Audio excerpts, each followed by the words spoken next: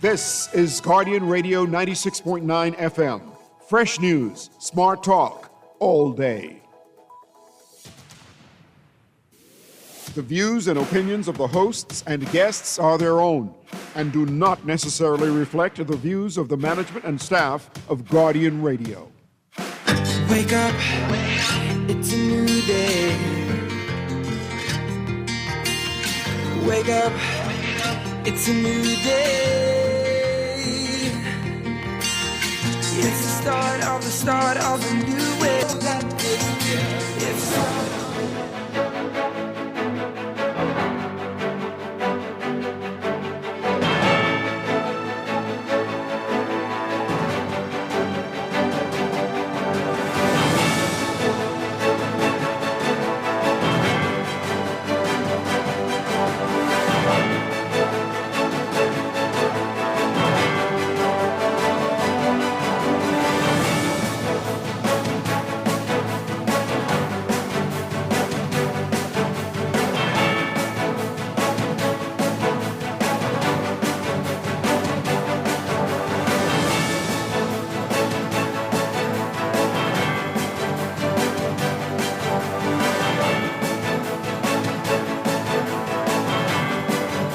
Good morning.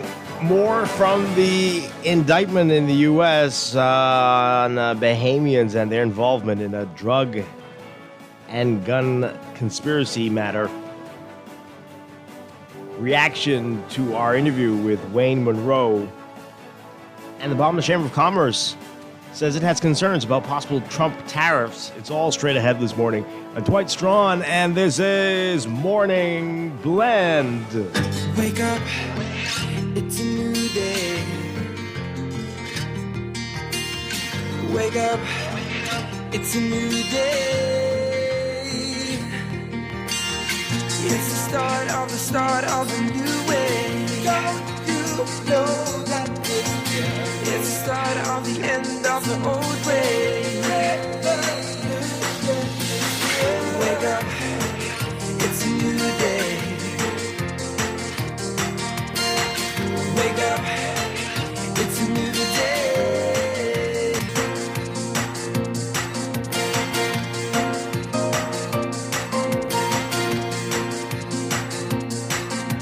Good morning again, Bahamas. It is Friday, November 29th, 2024. This is Morning Blend on Guardian Radio 96.9. Again, I'm Dwight Strachan. In a moment, Laverne Gardner will be here on a Friday morning. Also this morning in business, we are talking with the Small Business Development Center, our monthly segment with them. They had a lot going on over the past few weeks. They're going to give us an update on how things are going and how the end of the year is looking. That's all ahead, but first, it's time for the overnight, the latest breaking news from while you're sleeping, and the top national and international headlines this morning.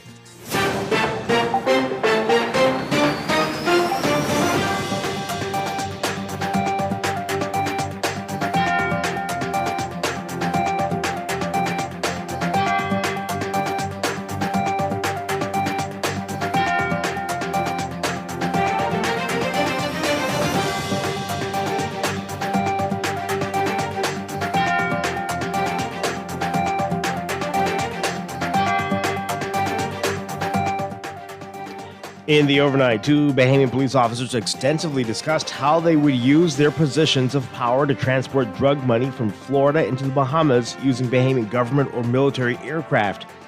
That's according to the indictment, which was unsealed in New York earlier this week. It alleges that three members of Bahamian law enforcement used their positions to assist Colombian and Bahamian drug dealers to smuggle drugs into the U.S. 13 people were named in the document, including 11 Bahamians and 2 Colombians, were charged with cocaine importation and related weapons offenses in connection with the participation in a massive cocaine importation conspiracy. Officials. So the indictment says that members of the drug trafficking conspiracy, as enabled by corrupt RBPF and Bahamian officials, rely on various schemes and methods to ensure that they ultimately receive the lucrative proceeds generated from the cocaine trafficking activities through the Bahamas and into the United States, which they then reinvest back into those illicit activities. It says that the RBPF officials, including Elvis Nathaniel Curtis and Prince Albert Simonet, the defendants, have engaged in extensive discussions regarding the use of their official positions to transport bulk currency, which represents proceeds from the sale of the conspiracy's cocaine in the United States from Florida to the Bahamas, including by the Bahamian government or military aircraft, in exchange for an approximately 10% commission. Curtis, the chief superintendent, and the officer in charge of the airport division, Samantha, the police sergeant, indictment says that Devon Revion Kaim Rolle and Donald Frederick Ferguson II, the defendants, engaged in negotiations to take payment for the importation of approximately 900 to 1,000 kilograms of cocaine through the Bahamas in the form of approximately 15% of the cocaine load, which they stated they and other members of the drug trafficking conspiracy would then send to the United States for sale there before repatriating the proceeds back to the Bahamas. There's a whole lot more on this in today's Nassau Guardian.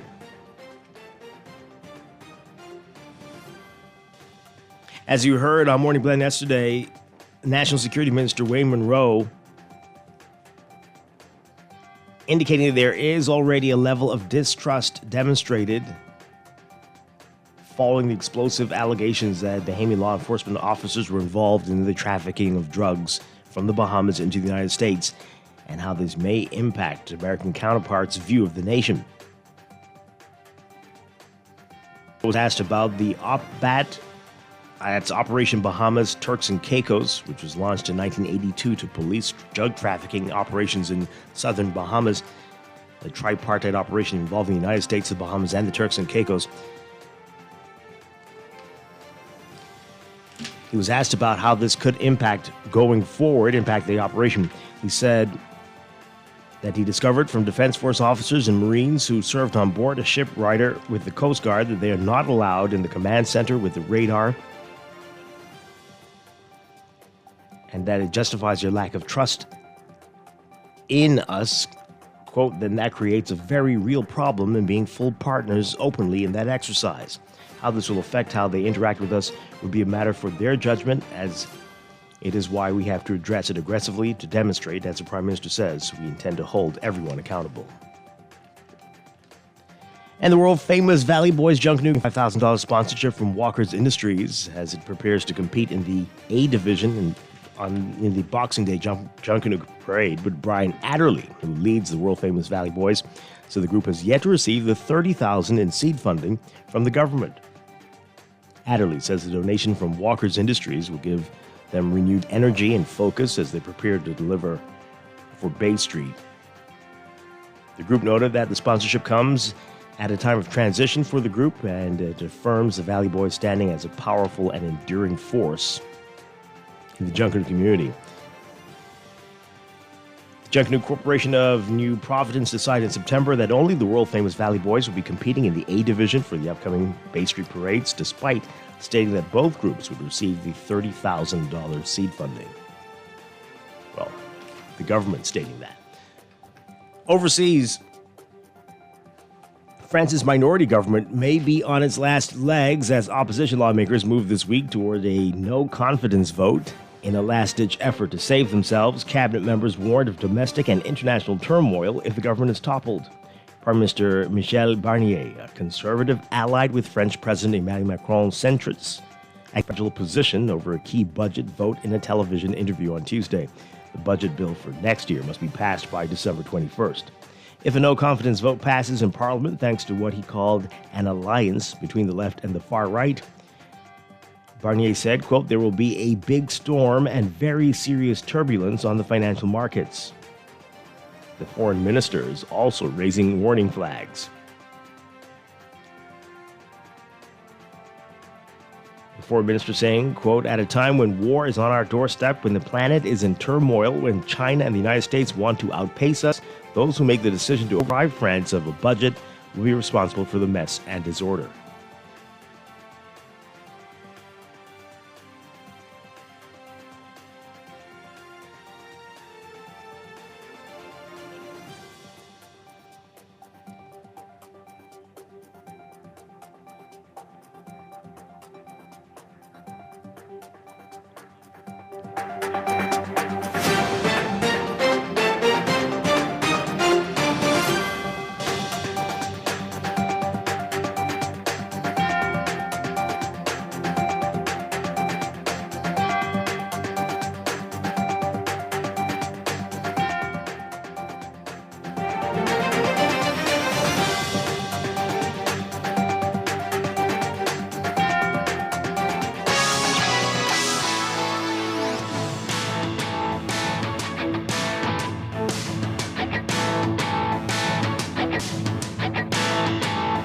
In sports, Golden State Warriors guard Javon Buddy Hield making headlines with his impressive performance in the NBA this season.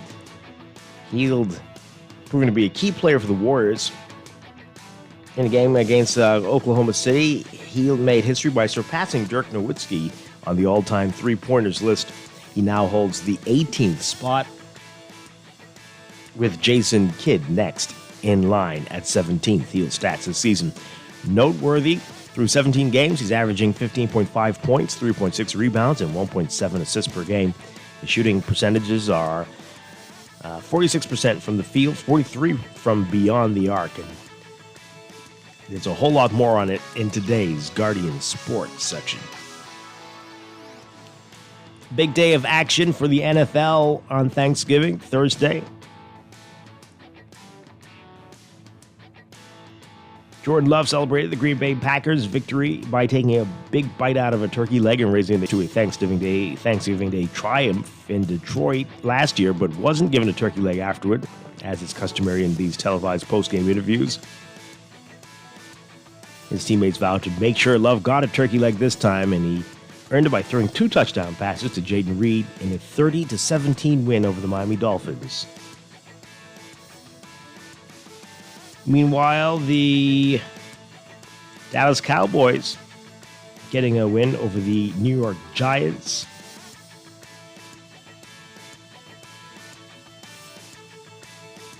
(27-20). The Cowboys are up so far this season. And the Detroit Lions extending their winning streak to 10 games, holding off the Chicago Bears 23-20.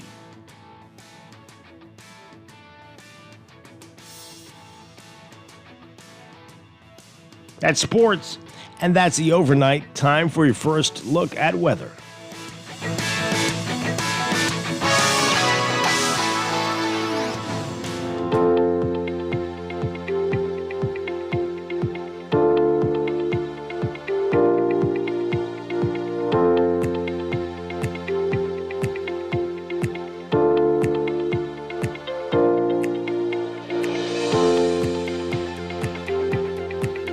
Your first look at weather brought to you by Dairy Queen. We've got a weak surface troughing near the southern Bahamas. That's going to continue to produce cloudiness along with showers and isolated thunderstorms across the southeast and portions of the central Bahamas today as weak high pressure dominates weather across the country. High pressure will retreat from the area Bahamas Saturday with another reinforcing front expected to follow by Monday. This is going to bring in some pleasant weather for the first week in December. For today, your forecast for the northern and northwest Bahamas, mostly sunny, becoming fair tonight. That's in a 10% chance of rain. Winds variable at 5 to 10 knots. For the central and southeast Bahamas, partly sunny for the central islands, becoming fair tonight. Partly cloudy to cloudy for the southeastern islands. A 20% chance of showers for the central islands, 20 to 40% chance of showers with isolated thunderstorms for the central islands. For the southeastern islands, rather. For the central Bahamas, winds east to southeast at 10 knots. For the southeastern islands, east to southeast at 10 to 15 knots, and gusty in showers and thunderstorms. Temperatures today look for highs around 84 Fahrenheit, 29 Celsius. Overnight lows tonight getting down to about 66 Fahrenheit, 19 Celsius. That's your first look at weather this morning. We'll have your extended outlook and a look at the tropics. Only 2 days left in the Atlantic hurricane season. We'll tell you what we see. That's all ahead. But this weather trend is the day to enjoy 50% off all your favorite DQ treats, from cakes to blizzards to sundaes, dilly bars, and more. It's the perfect day to indulge and save big. Don't miss out. Make this Black Friday your sweetest yet while supplies last. Hashtag treat yourself at DQ. Wake up, it's a new day. Wake up, it's a new day. You are listening to Morning Blend. When we come back, we're discussing the day's top stories right here on your home for fresh news all day. Guardian Radio 96.9. End of the old way. Wake up, it's a new day. Wake up.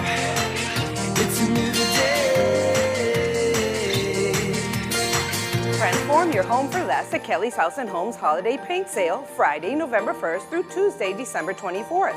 Enjoy 25% off house and spray paints plus 20% off paint supplies, excluding net items. Our wide selection of paint colors is the perfect way to bring holiday cheer to your home. You'll also find the best selection of brushes, rollers, and pans, glue, ladders, paint thinner, and more. So catch the holiday spirit and paint up for Christmas at Kelly's House and Homes Holiday Paint Sale. Tired of banks forcing you to use technology to bank the way they want you to? Your convenience is important. So no matter what your banking needs, Commonwealth Bank's friendly staff are always available in branch for that personal one-on-one service. But when you choose technology, our online and mobile bank use state-of-the-art functionality. The choice is yours. Commonwealth Bank. Bank the way you want. Thanksgiving has arrived early at Montague Motors. This whole month is Black November with deep discounts on selected models. Roll out this season in style. Montague Motors, trusted quality service for over 20 years. Zero down, everyone. Village Road near Shirley, 698-3950-8576. Call Montague Motors now and get the best discounts the entire month of November.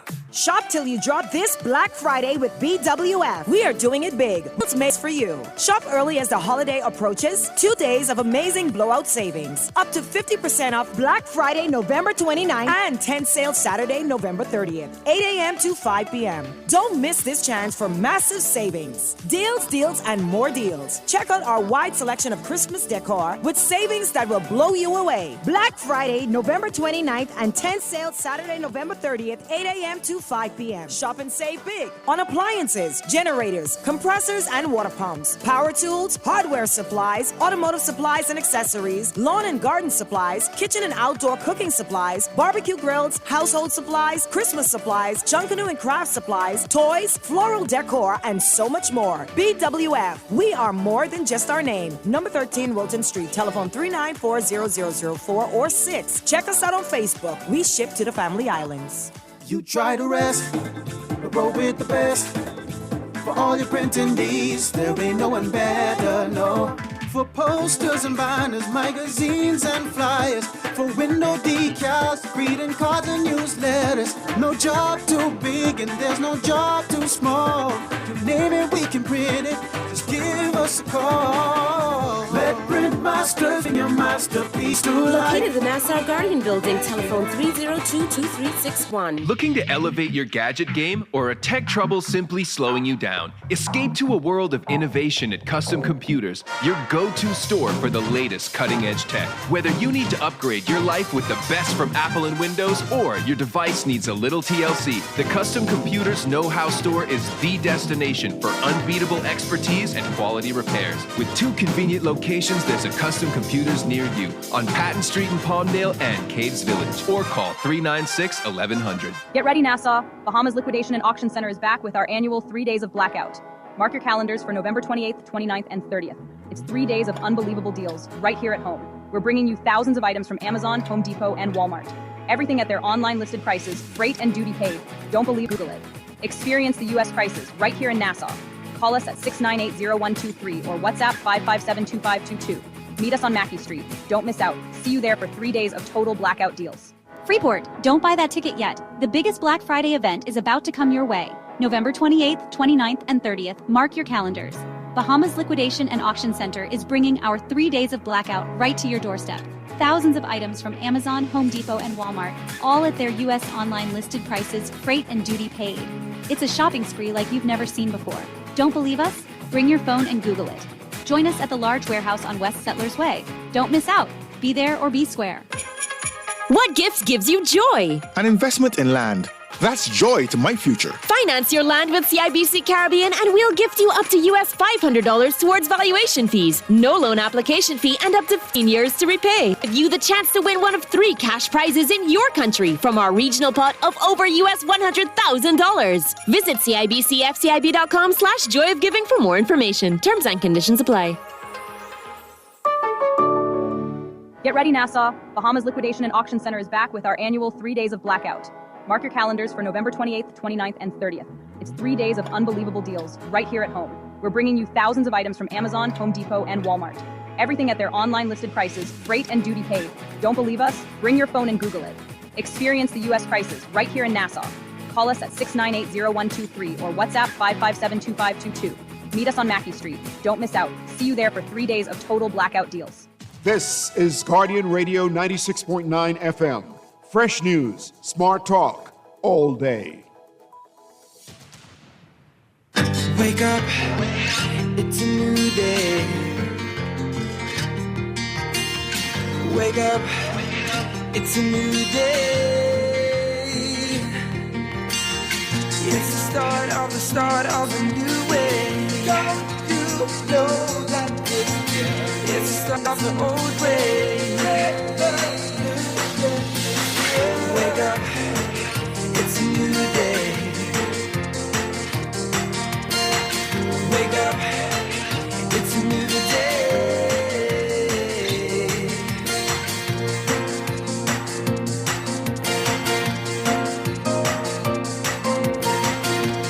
Wake up, wake up,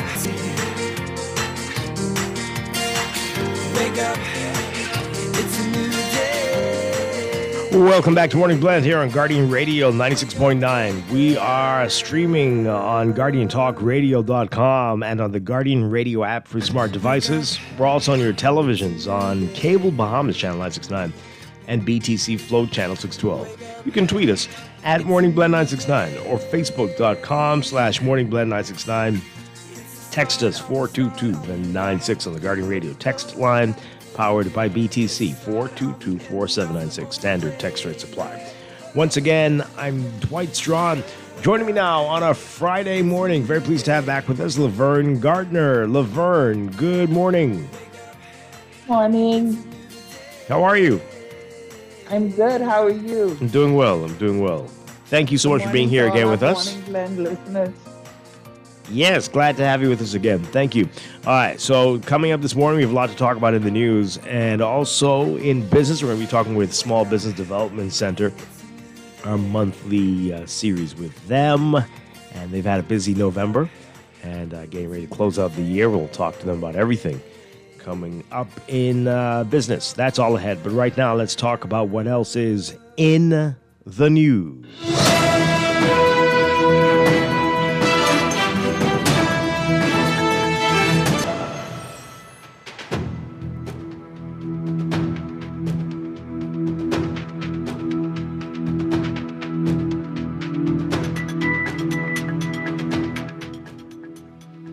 And in the news, a lot we want to talk about this morning. Yesterday, we didn't get a chance to talk about it. We're going to get into that this morning about what happened in the House on Wednesday when House Speaker Patricia DeVoe didn't allow the FNM, the opposition members, to say what they wanted to say about this horrible situation with the accusations, with the indictment involving Bahamians. And all the fallout from that, and also what happened after the House met at the FNM press conference that was interrupted. All of that, we're going to get to that today. But there's more as well. Reaction to our interview yesterday with Wayne Munroe, and a lot of people talking about that. And your great question yesterday, the impact that this is going to have on Operation Bahamas and Turks and Caicos. And whether this has eroded the trust of the relationship. That's the big headline in the Nassau Guardian today. It's also a big story in the Tribune as well. And we want to hear from you. We had a short window with that, and of course we had to move on after that interview, so we didn't get your reaction, folks. Let's talk about it as well, what you were hearing from Wayne Munroe yesterday, denying that he is the politician that is mentioned in this indictment, and responding to the claims, the calls for him to resign, and what this is meaning for the police force and the defense force, all that come under his portfolio as the minister. Let's get your reaction to it. 323-6232, 325-4316, 325-4259. 242-300-5720. Tweet us, Facebook us, text us, 422-4796. I want to ask you, Laverne, I mean, a lot of people saying, yes, Munroe needs to resign. The Commissioner of Police needs to resign. What do you make of those calls? Do you agree? What difference will that make? Would things change? What do you feel about it? If then what? Right? Mm-hmm. If the Minister of National Security resigns, then what? Are we saying that now? Here's the thing: we could say that he was asked to resign because the Prime Minister has lost confidence in him and confidence in his ability to oversee the Royal Bahamas police force, and perhaps, but along with that, if that should happen, it can't just be them. You know what I mean? It can't just be what, sorry? It can't just be them. To say, okay, they are resigning. The Commissioner of Police has resigned. Okay, but does that really speak to the issue? Does that really solve anything? Yeah, and then as you say, we don't know how widespread the rot is. Right? What are you going to do? It might be much more complicated. But I can understand why people would call for their resignation. Because it's like it's happening under your watch. You weren't aware, and most especially the Commissioner of Police, you weren't aware of what's happening under your watch. You didn't know, and such. Mm-hmm. So it's a big force, though. It's right, but still, right? I can see and I can understand why people would be calling for his resignation. Okay, well, it's the same thing, but I guess, with people with their parents, and the children get in trouble. When your child's in Agua and does something down there, should the parent in New York or Nassau have to face charges? Is that, yeah? We thinking like that? It depends on the child. How old the child is. Okay. No, but when something like this happens, immediately you think heads have to roll. This is so embarrassing isn't even the word for it, right? And so sometimes as a show of, hey, we're not going to stand for this. We are serious about stamping out corruption. Sometimes, people fall on the chopping block. Yeah. And especially someone in that position. Okay. While you're on the air. Morning, Cousin Dwight. Good morning. And good morning, Laverne. Good morning, Janet. It's wonderful to have you twice. Dwight, don't get jealous, all right? I'll control myself. Listen, Dwight, remember the GNN called you Monday, and you said, GNN, man, you don't drop no bomb. And I said, Dwight, I'm going to allow you to do it first. When you did today. You dropped the bomb. GNN could have tell you that long time. But listen, for the last several months, I have been calling for the Minister of National Security to resign forthwith. I've been asking for his resignation. Gloves off, Dwight. Gloves off, Laverne. No more playing.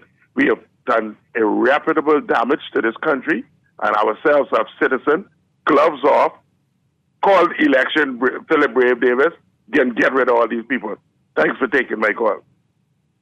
Okay. All right. And what would that do, though? I mean,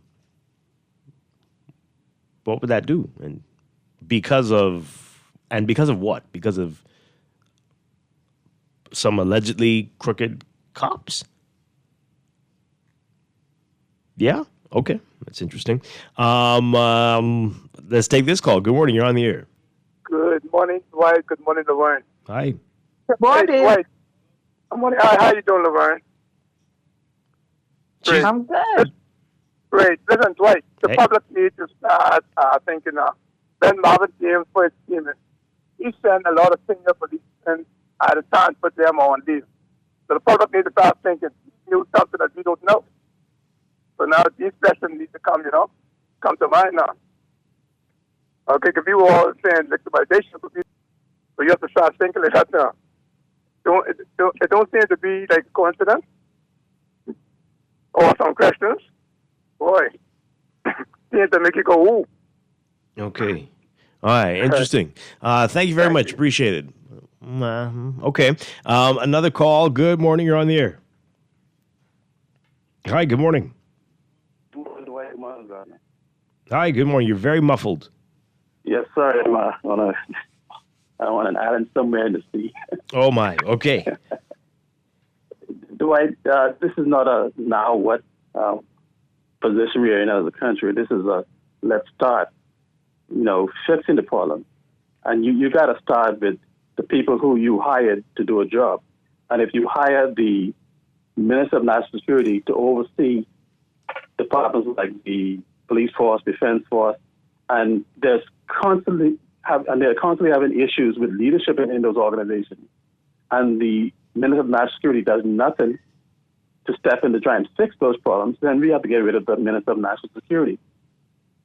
You hear me? Now, they're saying they've got new legislation coming next week or the week after. Next week? This is going to address a lot of these issues. Do you want to wait to see it before you say that? Dwight, next week?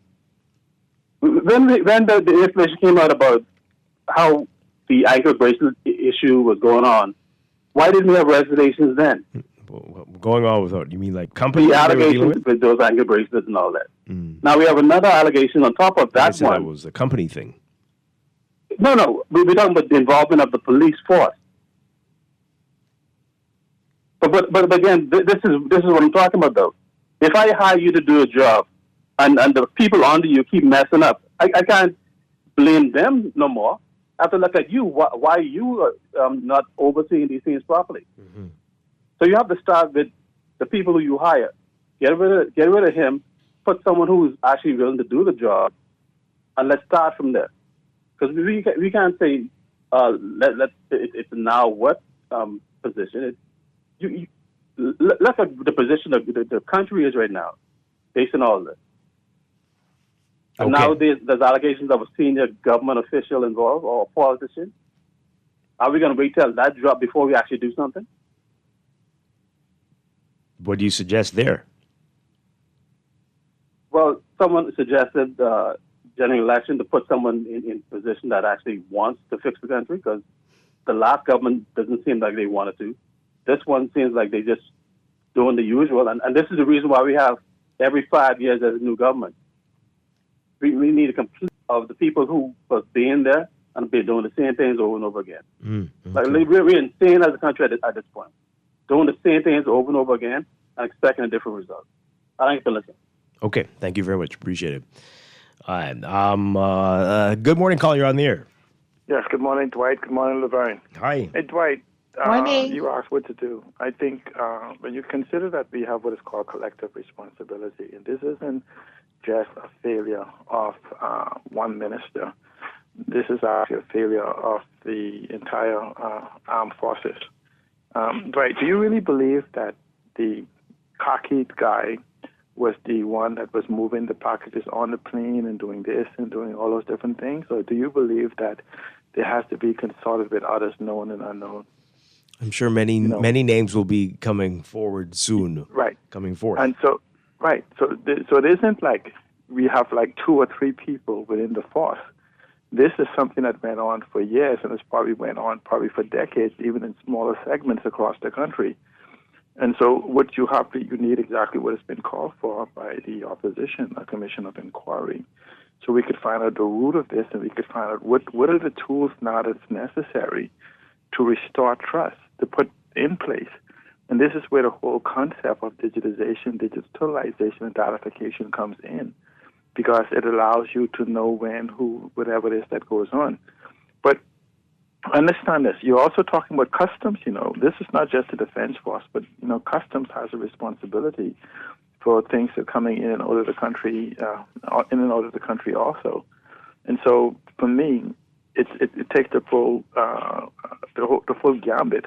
This is of our credibility on the world stage, more so with the third border that's coming in, which directly affects the economy of the Bahamas. So we need someone who understands freedom of information, transparency, accountability, integrity, and the things that we've been demanding. And so, going to the part where you asked, what about the House of Assembly? Dwight, more than when the Speaker didn't just deny the leader, the opposition, the ability to speak to this as an issue, as a statement, but he denied them the opportunity to make the contribution to the women of the nation on an important day. And so if that alone doesn't show a bias and the orchestration of her behavior in the House of Assembly, the one which leaves the question, why would the executive go to such extreme to even deny the opposition the ability to speak to the women of our nation just because they were afraid of something being said, or that maybe the opposition knows something? Is this so terrible that they believe that the opposition knows something that none of us knows? So you have to then ask yourself, what is it that the government is trying to hide? And so, Dwight, let me end in saying this. Are you there? Sorry, what's happening? Yeah, no, I'm saying, let me just end in saying this. Yeah. Doesn't it take us back to the plane purchase? Maybe there was no modifications needed? That, yeah, we should have ended before that. Oh, boy. Okay. Good morning, caller. You're on the air. Hey, good morning, Dwight. Hi. And good morning, Laverne. Boy, see y'all and turn on one audio quick.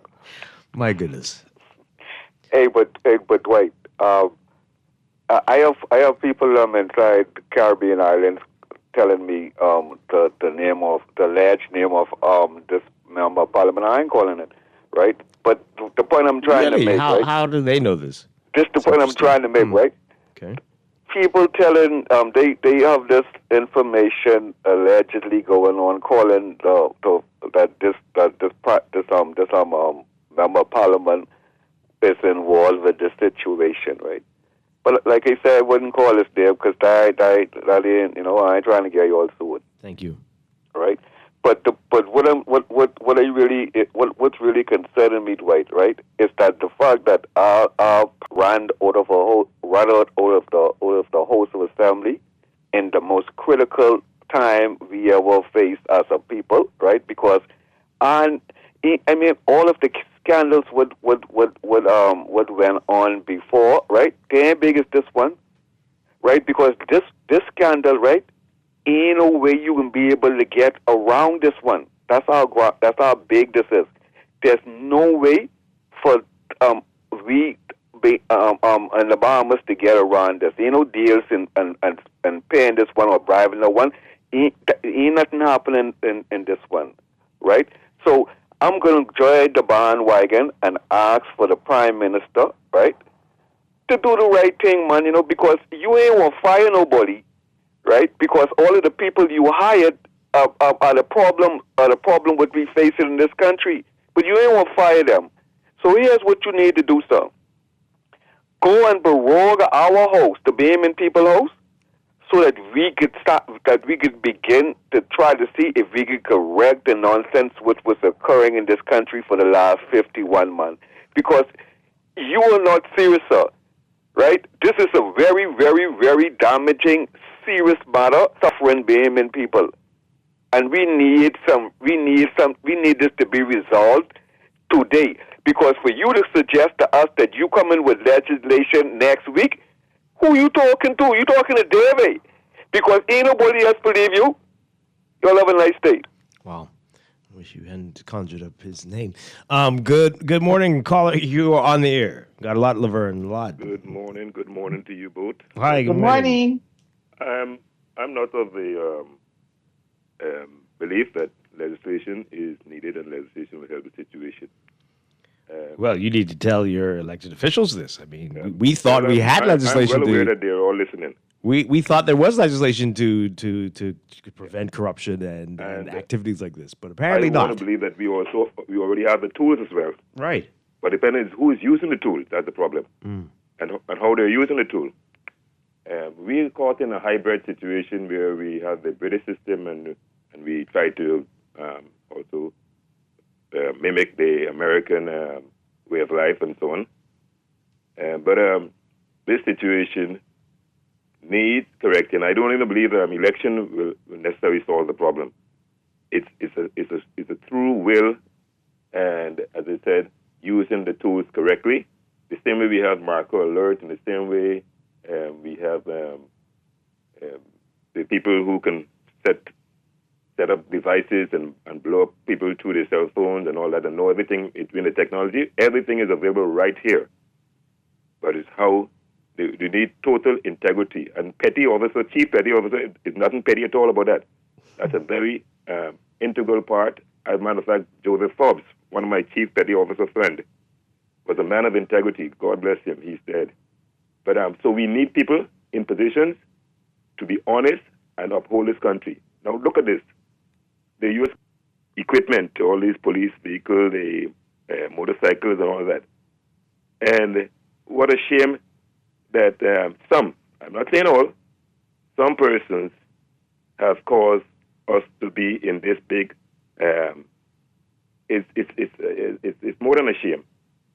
So please, we need to get something done, and real good this time. Thank you very much. Appreciate it.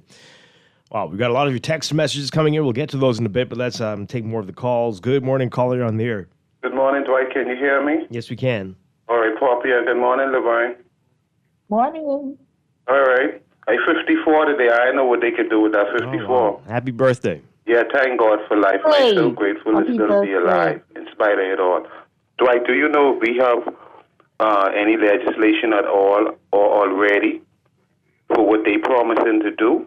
In situations where we have politicians' names either mix up in indictments locally or internationally, we don't have laws already to either, I don't know if the word is fire them or how to deal with them already. I'd be surprised if this, what they going to do, what they promise to do, would be the first time they doing something, just in case something happen like this in a situation knowing where how far we come from and what all we was accused and how sometimes people look at us. Well, until we see what they are providing, I don't know what they're talking about. I'm sure we have laws for any manner of things. Yeah, I would think so. We don't know what they mean. But yeah, I would think so, Dwight. But you know the Gates man in Florida who was supposed to be Attorney General who stepped down for Trump in the United States after the election for the Republican Party. And I think his last name is Gates. Yeah, who he nominated, right? Mm-hmm. Yes, who Trump nominated. Yes. Yeah, I think what the Commissioner of Police should do, because it's making the country look bad. Even if he know he's doing his best, and people asking for him to resign, saying we didn't appreciate his service, then he should do what Gates do and pass in his resignation. I hear the caller. It makes me think, yes, the Prime Minister is known and reported on the news and in the media that this one and the next one, including the Commissioner of Police, is his friend. And it seems like he don't really like to fire his friends or his family. So I don't know if the best thing for him to do is to resign. You hear anything about what happened in Canada with those Bahamians who was mixed up in guns? Is that anything reported on your news about that? I believe it's your news I heard on it. Not really, but I mean, yeah, we've heard about it. What about it? Bahamians doing foolishness all around the world. Yes, that happens. I just was wondering, like, how far it's gone. Just asking the news man because the news just let us know what time it is from what we hear out there. Yeah, some Bahamians living over there. Work, right? Thanks a lot, Keep appreciate up the it. good work. Thank you. Yeah, Bahamians love to find trouble. The thing with Gates and the commissioner is very different. Gates is accused of a lot of horrible things, and he doesn't seem to be a good human. That's my opinion. But that's a little bit different from the commissioner. He's in charge of an organization that has, as they say, bad apples, right? And from all we know, he is trying to weed out the bad apples. As Wayne Munroe said yesterday, the police officers brought before the courts, especially this year, almost, well, I was going to say every week, but every month, right? It's been happening. There's a lot of bad apples, and they're working. You can't control everything that happens in your house even sometimes. So I don't know if that's a but fair Dwight, comparison. If there's a loss of confidence, capabilities to be able to weed out the bad apples, or Mm-hmm. I hear you. maybe you need to consider. I mean, in him resigning, it shouldn't be off the table. Yeah. If there is that lack of confidence, or it appears to be his inability to do this. So here's the thing. What if it's a devil you know situation? I mean, what if you're like, well, God knows, who can we trust here type thing? Or maybe we know some people we can trust, but they're very young. They're just recently on the force. Maybe they're in that type of scenario. What do you do? What do you mean they're new? Just I mean, on the force? You wouldn't be but you wouldn't be considering them. Well, that's what I'm saying. What do you do? Everybody else, you might be suspect. You wouldn't be considered, So perhaps that's the scenario they're in. I don't feel like that's the scenario there. Okay. But anyway, I don't see him. Let me just also say, I'd be very shocked if he did resign. I'd be very shocked if the Minister for National Security resigned. I don't think that's gonna happen. Mm-hmm. Okay. Let's take another call. Good morning. You're on the air. Good morning, Dwight. How you doing? Doing well. Man has got a roll on this one here. There's gonna be business as usual. I mean, you mean to tell me that they were using our defense force, the ones that are always broken down, to transport drugs to America, or transport it through the Caribbean? This is totally outrageous. And it cannot be business as usual. If the Prime Minister is not prepared to do something, then he should step down or just leave. Don't offer yourself no more. Because there's too much, everything is just being left on the table. Okay. All right. I hear you. Thank you very much. Appreciate it. Did they say the defense force boats? Yeah, I don't. Yeah. I know they said go fast boats. Yeah. So, yeah. Maybe. But because of that, there's a lot of course, it's 100 pages. Talk and stuff. Yeah, so maybe that's in there, but I just remember them saying go fast boats, not necessarily that. Using insider information to throw people off scents and stuff like that. So a lot of that was happening. Boy. Yeah. And technology using the equipment, without a doubt. Good morning, caller. You're on the air. Mr. Strong, good morning, Laverne. Hi, good morning. Good morning. Hello, Dwight. Don't censor me because I see how the rebroadcast. Listen, Dwight, I appreciate the way you questioned. I really appreciated the way you questioned the minister, right?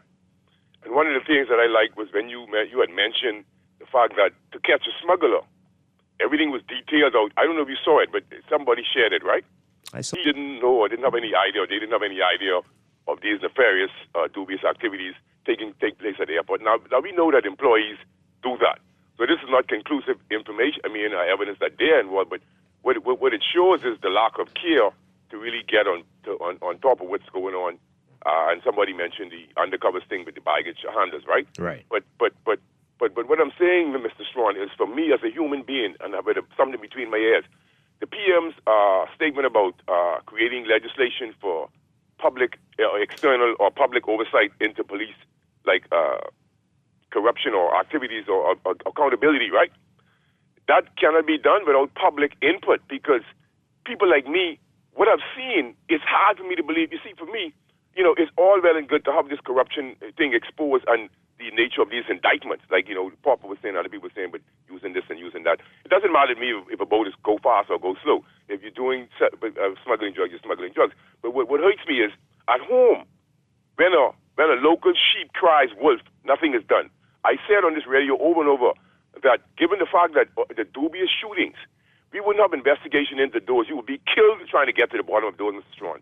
Those implications that the Haitian guy was disclosing about what's going on is very serious, because what I saw is you have an incident in which the Jerome 6 were killed, and I've seen this not even before that, where suspects and people are shot, and then what happens is the police come in with their superpowers and tell emergency workers to leave people who bleeding out to die. So this is counterintuitive. So I thought it would be prudent to keep suspects living so you could help you in your investigation. But what we see is a counterintuitive move by them always, in which they allow people to bleed out. This is higher people could testify to these days. They did it over and over. So how could where did this power come? That needs to be changed. The police officers should not be allowed. Once you come, if the person on the ground, you grab a chalk or whatever, you spray out the body, and you look for your evidence. But your people's lives are important. So this is something that most people is not vexed about because they are not serious. This is something that should never happen. Should never happen. Okay. Thank you very much. Really appreciate it. Yeah, and that was the point we were trying to get to yesterday. That video, that show aired 8 months ago. There were problems, and they pointed to the fact, Laverne, you saw it, that this is organized. And the minister said that it's one person. He tried not to. Right. Right. He tried to minimize. He tried to minimize it, and not see the connection. How could the you? Overall connection. Obviously, that's a sign that something is wrong. And what's happening now? Yeah. That there should have been a major crackdown from that time. Right. So, and then I think he was trying to say, this is like. What's happened now is major, and this is just one person smuggling. But all of these things are people. You need people working in certain areas to make this happen.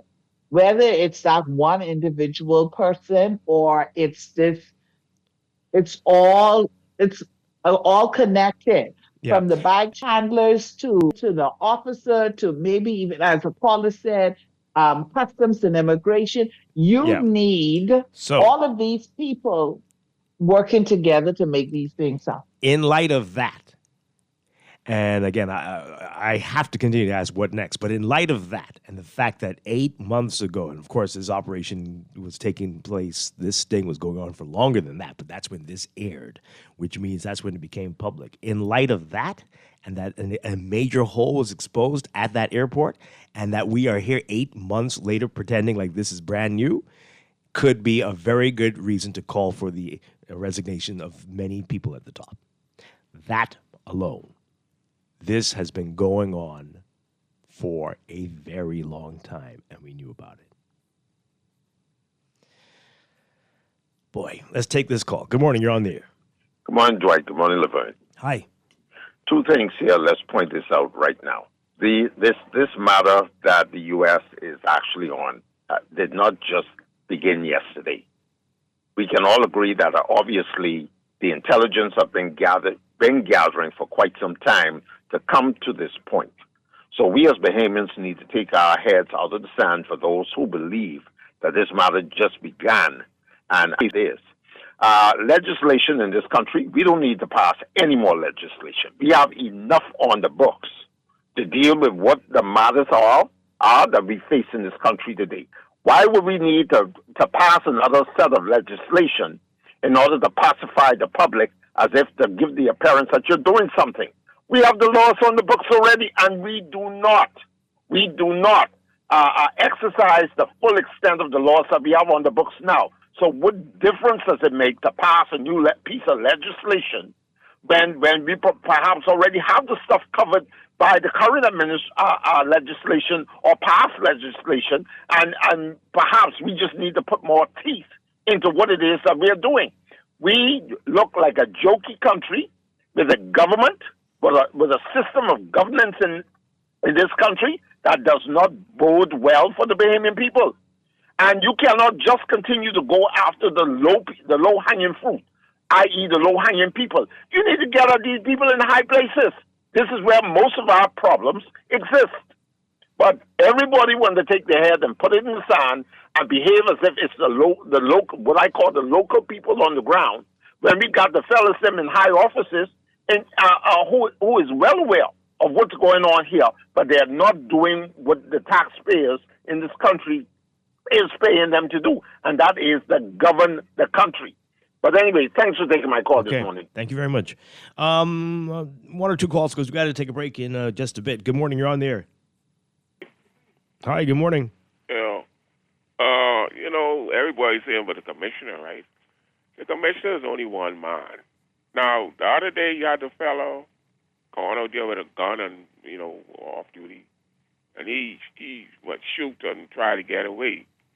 So you could tell every organization you have some bad apple. So I mean, telling him to resign because of somebody doing crap. Don't forget, he got about 3,000 men to oversight. And out of 3,000, you can have some bad apple in there. So I don't see why he have to resign. My next point, right, what happened to y'all replay? We are having a little technical issue. We're going to sort that out. It's getting resolved as we speak. You're talking about the overnight plays. Yes. Caller, good morning. You're on the air. Hi, good morning. Good morning, caller. You're on the air. Hi, good morning. Hi, yes, good morning. Yeah, morning. How you doing, Dwight? Doing well. Okay. You sound like you are under the water. What's going on? Sound like I'm under the water? It's a little better now. Oh, you sound better morning, now. Laverne. How you doing? Okay. Yep, is that Anton? Yeah. Yeah. We got about a minute, Anton. Morning. Okay. Let me go quickly. Morning to the nation. Dwight, it seems like a lot of desperation is coming through on your telephone line from persons who are trying to accomplish something that is far stretching in comparison to what it requires to address this matter. In the United States, a country, a nation that has many different tiers and levels of defense in their own system, right? Internally and externally. They're experiencing bad apples every single day. Does it require the leader of the organizations to resign unless the leader is implicated? Definitely not. Hell no. But often they do. Only if they are implicated in something, as you mentioned earlier. No. If you look at with the Donald Trump shooting, you saw what happened there. She wasn't out there. All right. Wasn't there. But she had to resign because they have failures in their organization. It's systemic failures. That's what we have to look at. We could say different incidents happen, Let me but ask you, Laverne, a question, Dwight. Some bad apples on the police force and defense force are contrary to the law, right? And commit acts using their authority in the process, right? That's allegedly, because that's all it is at this point. It's only an accusation. And you know better than this, though. It's stated quite You know clearly. better than that. You think any of these people getting free? Like, oh yeah, you know better than that. It is not for me to say. We can all speculate. Okay. We can all speculate. When we present 100-page documents on people who are accused of crimes, then fine. perhaps we can talk like this. Even if it was a 10,000-page document, Dwight, okay. It is stated within that document that at this juncture, it is only an accusation. Are you suggesting, or are you going to join in with the mindset of people based on an accusation to call for resignations of leaders of organizations based on accusations? I'm already saying that I'm asking what next, what will that do? But like I just said a few minutes ago, that if we are going to pretend like what was exposed 8 months ago was insignificant and that you didn't need to change the way you do things, we have a problem.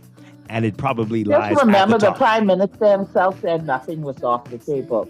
So we could have this discussion because nothing is off the table. Yeah. And nothing off the table includes resignation. Very true. We'll be back. There's a whole lot more to talk about after the break. This is Morning Blend on Guardian Radio 96.9.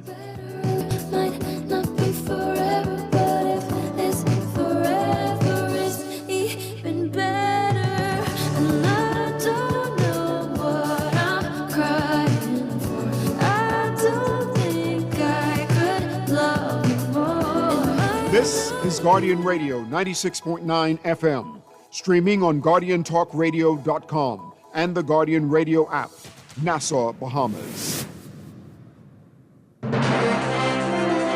This is AP News. I'm Rita Foley.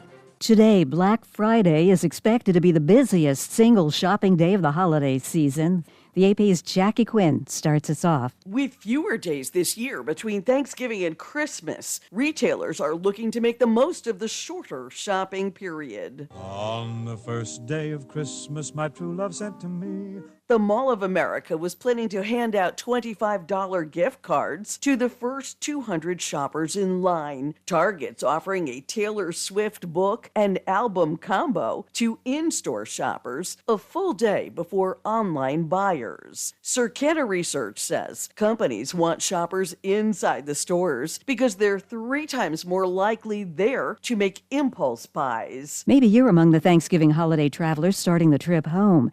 Well, if you're driving, gas is $3.06 a gallon this morning. A year ago, it was $3.24 a gallon. If you're returning home on Sunday, leave early in the morning, says the AAA. And if you're coming back on Monday, remember you'll be in a mix of travelers and regular commuters. Overseas now, thousands of Ukrainian troops are deserting as the war with Russia drags on. The AP's Karen Shamas. Desertion is starving the Ukrainian army of desperately needed manpower and crippling its battle plans at a crucial time. Soldiers, lawyers and Ukrainian officials tell the AP that tens of thousands of tired and bereft Ukrainian troops have walked away from combat and frontline positions. According to military commanders and soldiers, entire units have abandoned their posts, leaving defensive lines vulnerable and accelerating territorial losses. I'm Karen Shamas. This morning, Notre Dame Cathedral in Paris has newly rebuilt soaring ceilings. The work done after that terrible fire in 2019. This is AP News. A female racing pioneer known as Motorcycle Mary has died. The AP's Lisa Dwyer has a look back. Mary McGee had an accomplished racing resume, first in auto racing and later in motorcycle racing. In 1975, she became the first person, man or woman, to complete the grueling Baja 500 off-road race in Mexico solo. McGee's career is highlighted in the short documentary Motorcycle Mary on ESPN's YouTube channel. 7-time Formula One champion Lewis Hamilton was an executive producer for the film. Her family says McGee died at age 87, the day before the documentary was released. I'm Lisa Dwyer. Pope Francis says he hopes to travel to Turkey next year to commemorate the anniversary of Christianity's first ecumenical council. I'm Rita Foley, AP News. It's a Christmas wish for all of you. Get a no-fee loan from RBC, it's true. No more wishing for your Christmas ideas to come true. Get a no-fee loan from RBC and make those ideas a reality. It's a Christmas wish for all of you. Get a no-fee loan from RBC, it's true. Finding the right loan for all of your Christmas ideas starts with a conversation. Visit a branch to speak with an advisor today. Offer ends December 31st.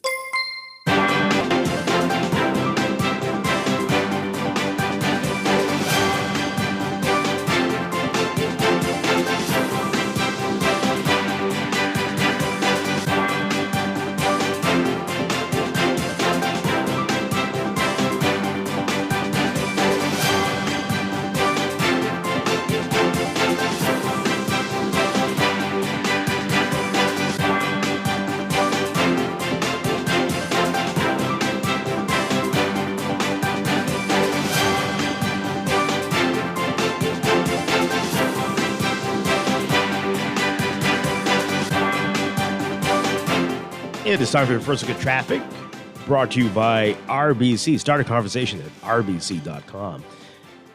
And find a loan solution there. In your real-time traffic, we've got, as usual, heavy traffic on Milo Butler Highway from well south of the Fire Trail roundabout if you're heading northbound, straight through to Tawny Williams-Darling Highway northbound there. And traffic is backed up a bit along Tawny Williams-Darling Highway westbound toward that roundabout as well.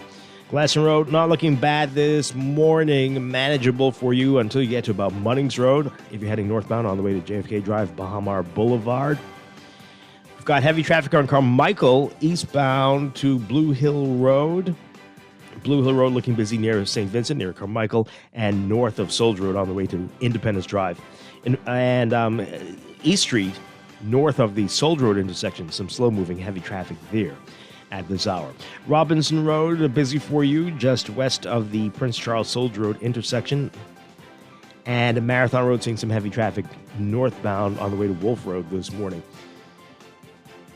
Also seeing heavy traffic as usual on Eastern Road, just east of Fox Hill if you're heading westbound to about Johnson Road. That's your real-time traffic right now. That's your Morning Blend traffic alert brought to you by RB. rbc.com/loan/all of you.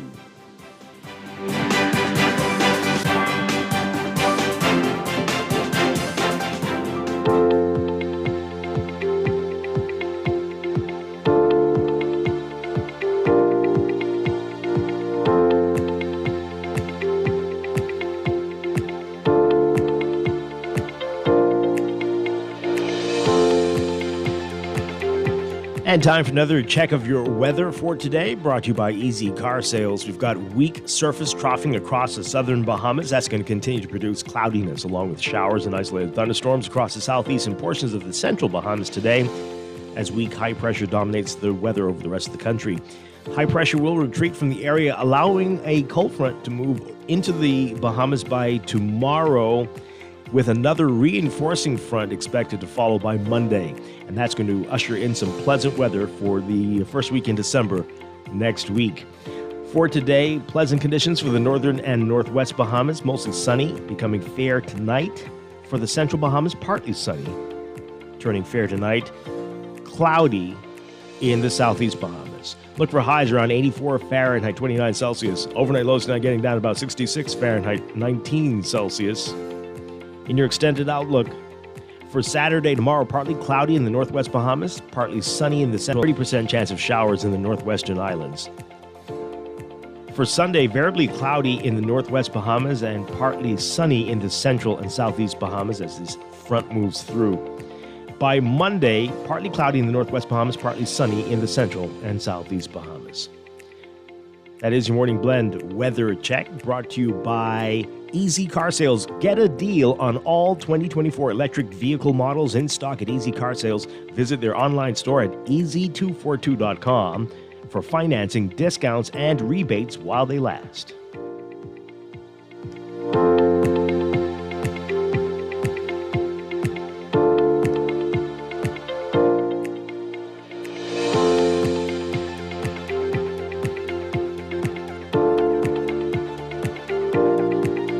It's a Christmas wish for all of you. Get a no-fee loan from RBC, it's true. No more wishing for your Christmas ideas to come true. Get a no-fee loan from RBC and make those ideas a reality. It's a Christmas wish for all of you. Get a no-fee loan from RBC, it's true. Finding the right loan for all of your Christmas ideas starts with a conversation. Visit a branch to speak with an advisor today. Offer ends December 31st.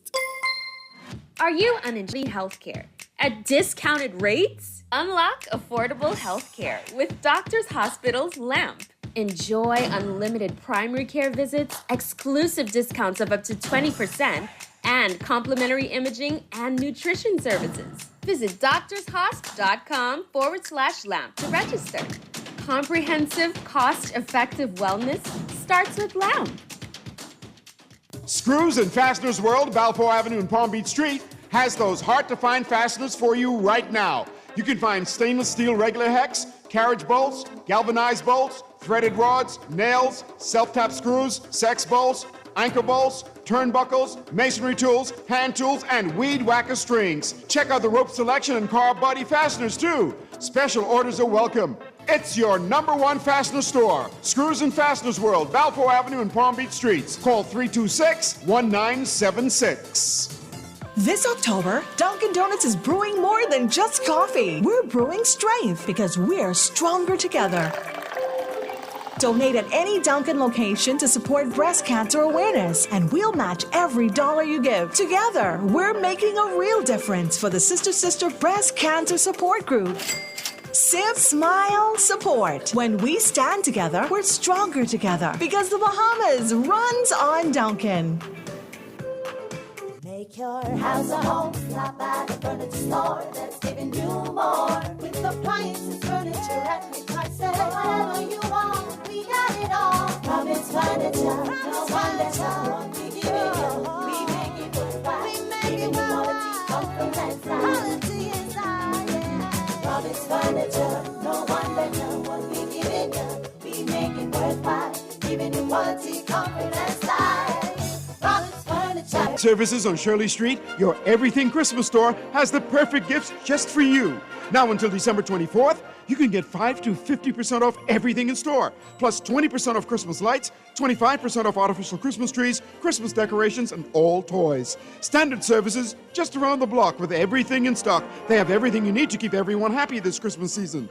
Get the perfect gifts, plus 5 to 50% off everything at Standard Services on Shirley Street, your Everything Christmas store. Open Sunday, December 22nd. Maybe it's time to explore your options. There's no harm in reviewing your mortgage arrangement and considering a better deal. CIBC Caribbean can help you narrow your search and decide. Switch your mortgage to CIBC Caribbean and enjoy a special interest rate and help towards your switching cost. Visit CIBCFCIB.com/inspired home for more information. Conditions apply.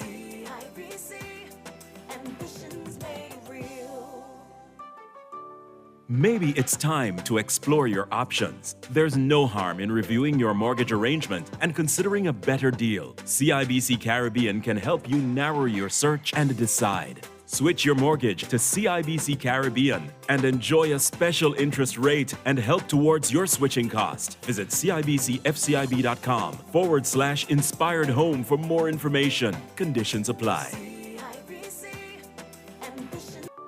Looking for unique and exciting Bahamian experiences? Street Smart has you covered. Whether it's snorkeling, cultural tours, or hidden dining gems. And for local business owners, this is your chance to get in front of millions of visitors by joining the Street Smart platform. Showcase your products and services. Street Smart is your connection to unforgettable experiences. Visit StreetSmart242.com today. Sign up and let's show the world the best of the Bahamas. Street Smart, connecting you to unforgettable experiences. Download now. Busy mornings demand a hearty breakfast, so start your mornings off the best way with Wendy's new breakfast wrap. Enjoy this savory wrap that's packed with fresh cracked eggs, breakfast potatoes, and a melty cheese sauce, with a choice of savory sausage or crispy bacon, all wrapped in a warm, soft tortilla. Wendy's always serves breakfast the right way.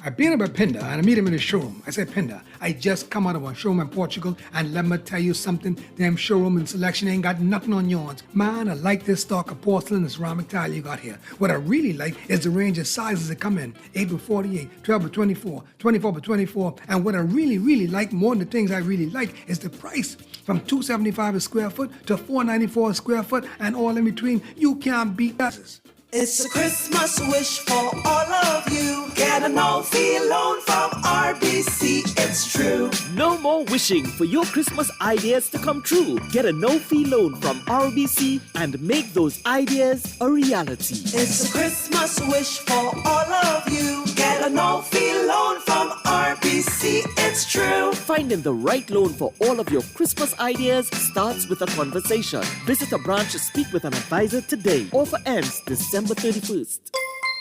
Freeport, don't buy that ticket yet. The biggest Black Friday event is about to come your way. November 28th, 29th, and 30th. Mark your calendars. Bahamas Liquidation and Auction Center is bringing our 3 days of blackout right to your doorstep. Thousands of items from Amazon, Home Depot, and Walmart, all at their U.S. online listed prices, freight and duty paid. It's a shopping spree like you've never seen before. Don't believe us? Bring your phone and Google it.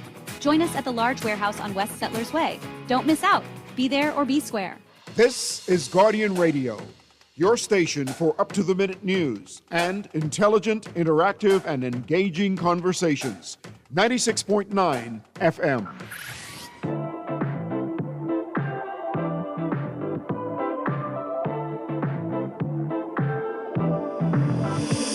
Every night, oh, is it that sweet I kiss so? So you can't sleep, baby, I know. Does that mean it's so? Move it up, down, left, right, oh. Switch it up like Nintendo.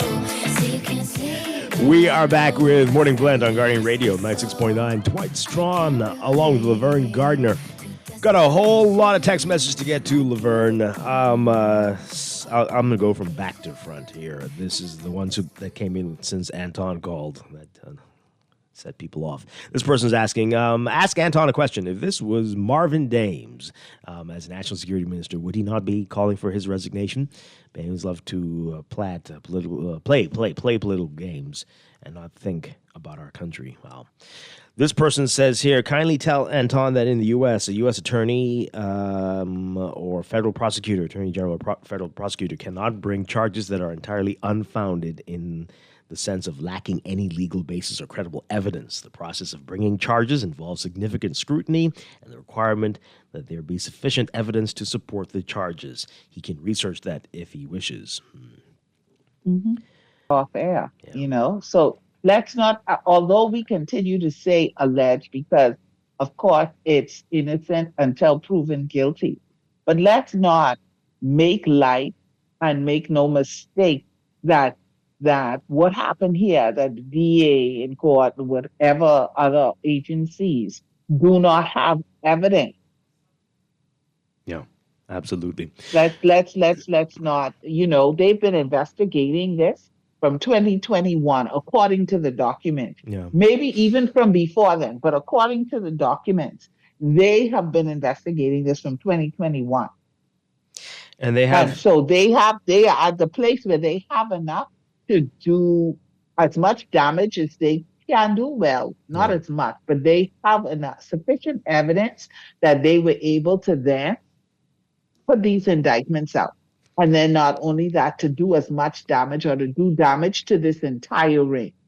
So yes, while we're saying alleged, because they haven't had their day in court yet, this is by no means something that it's like you said, you really think any of those 11 going to get off? Yeah. So this is just .gov, a press release from the U.S. Attorney's Office, right? And it's the same stuff we've been reporting on, but just some additional details here, especially what could happen if they are found guilty. And they have everybody's full names here and ages and all the nicknames. It's really something. Again, justice.gov. And they put this press release out on Wednesday. So it says Curtis, right? Elvis Curtis, 51 of the Bahamas. Simonet, 52 of the Bahamas. Roker, 56 of the Bahamas. Davis, 59 of the Bahamas. Simeon, 52 of the Bahamas. Theodore Nathaniel Adderley, a.k.a. Blue, 53 of the Bahamas. These are not young guys. Joshua McDonald Scavella, a.k.a. Cow, 46 of the Bahamas.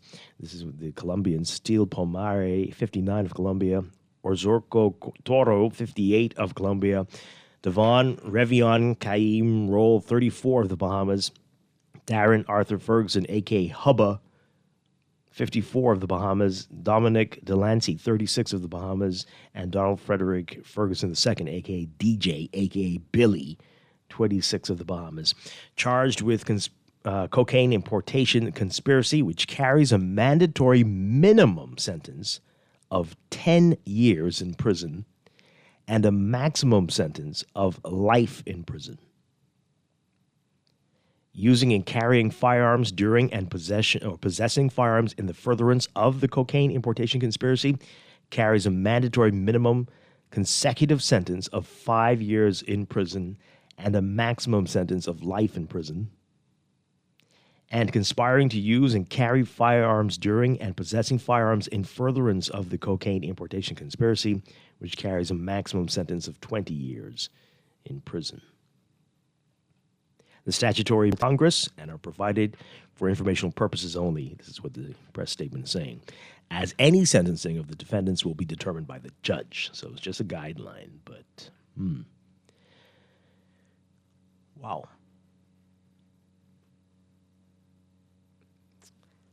Interesting stuff. Okay, so we're going to get to your text messages after the news, and then we're going to talk about what happened in the House. We didn't get to that yesterday, but with the Speaker and the opposition, the FNM, and a whole lot more in our 8 o'clock hour here on Morning Blend on Guardian Radio 96.9. Stay with us.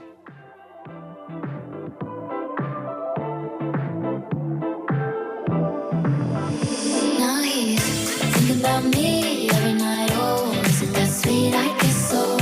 Say you can't sleep, baby, I know. That's that me espresso. Move it up, down, left, right, oh. Switch it up like Nintendo. Say you can't sleep.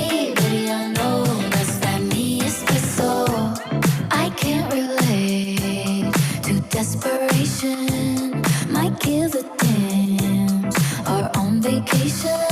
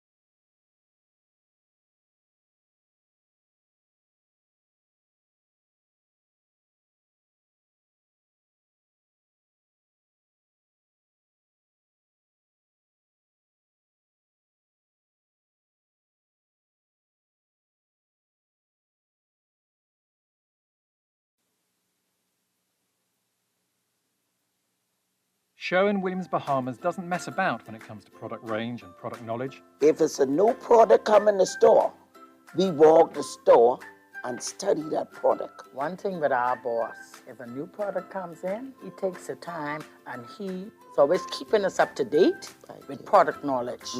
And we just had 9 weeks of different products that we had to study, and we had exams at the end of each product. Yeah. The only way we could sell the product effective, we have to know that product. Yeah, that helps us to relate to our customers. It gives us better knowledge to know what product to introduce to them. You understand? So we can know what product to give them to use and what product not to give them to use. So product knowledge is really key in Sherwin-Williams. They got the keys. And the key is the product knowledge that comes with our extensive product range at Sherwin-Williams Paints, Bahamas. Find color in every day. It's a Christmas wish for all of you. Get a no-fee loan from RBC, it's true. No more wishing for your Christmas ideas to come true. Get a no-fee loan from RBC and make those ideas a reality. It's a Christmas wish for fee loan from RBC, it's true. Finding the right loan for all of your Christmas ideas starts with a conversation. Visit a branch to speak with an advisor today. Offer ends December 31st.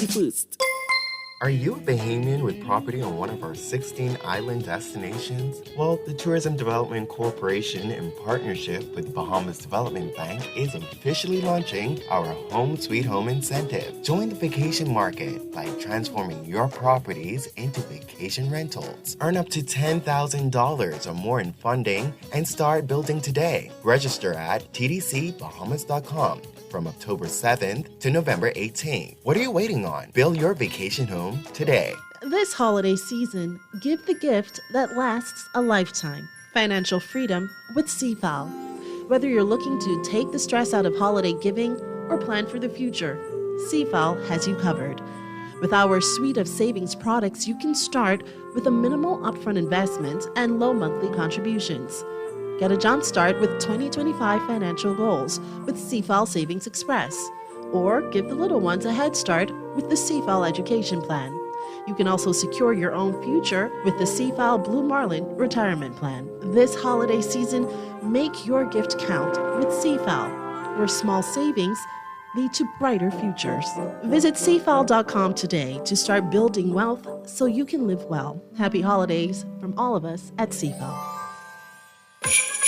The joy of giving comes with rewarding you with cash prize $100,000. Simply apply for a personal loan, auto loan, land loan, or mortgage from CIBC Caribbean. Once approved, you may be entered for a chance to be one of 3 lucky winners in your country. Each winner will pull a card with a surprise cash prize of US $1,500, US $2,500, or US $5,000 cash. Visit CIBCFCIB.com/joyofgiving. CIBC Caribbean terms and conditions apply. This is Guardian Radio, your station for up-to-the-minute news and intelligent, interactive, and engaging conversations. 96.9 FM.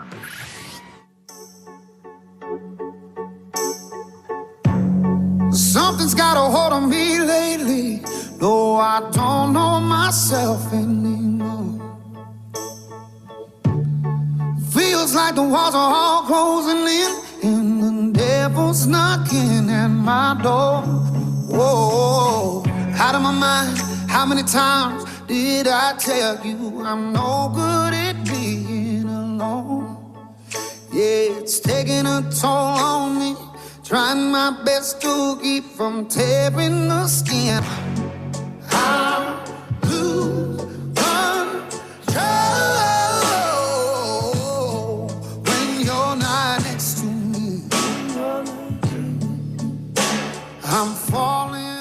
We're back with Morning Blend on Guardian Radio 96.9. Dwight Strachan along with Laverne Gardner on this Friday morning.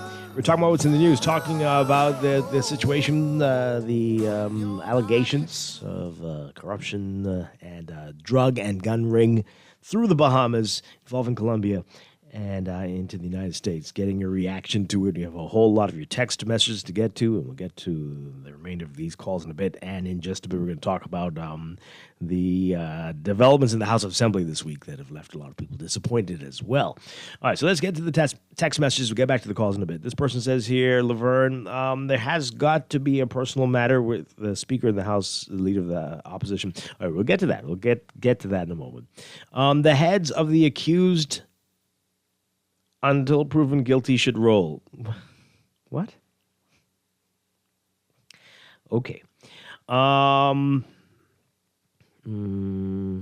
Isn't Fred Mitchell downplaying and dismissing these indictments from the New York court like he did with the New York civil trial involving the Bahamas and FTX? He says these allegations and innocent until proven guilty in his latest voice note today. This person says here the cabinet minister could be a female. Okay. The political person could also be in the office of the prime minister as a PM close advisor. This is what we're doing? Or it's going to be thrown out anything? The person, okay. I mean, well, could be. Who knows? Whatever. There's an attempt to shield this unknown politician so much as a former cabinet minister went to the extent of explaining how the indicted officer could have been...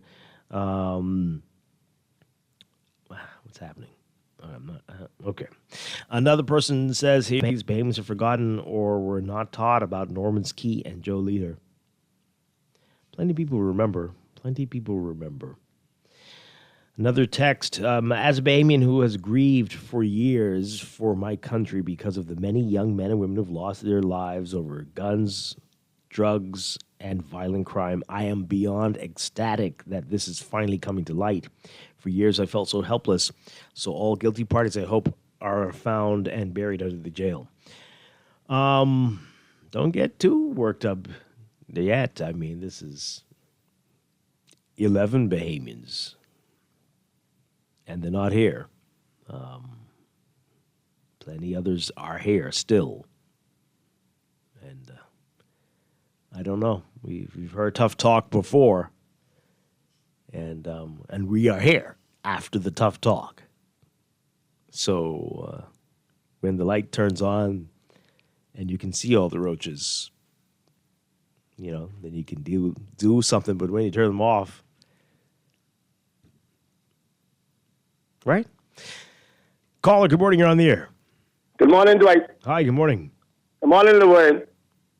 Hey, Dwight, I agree with everyone else that the Commissioner of Police and the National Security Minister should resign. Because, Laverne and Dwight, if you could remember about a couple months ago, both of them came to the media and said that Scotland Yard will be in here on the 14th until the 17th. Scotland Yard never came. For what reason should they blatantly lie to the Bahamian people like that? Why? Why they didn't want outside forces do an investigation when the alleged allegations was put on Michael Johnson? Why? Every time the Bahamian people ask, say, let the FBI come in and let external forces come in, the Commissioner and the police and the National Security Minister used to knock it down. Oh, no. Our police can investigate themselves. We have confidence in our own police. That's why Fred Mitchell ain't put out no stupid voice note now, because egg on his face.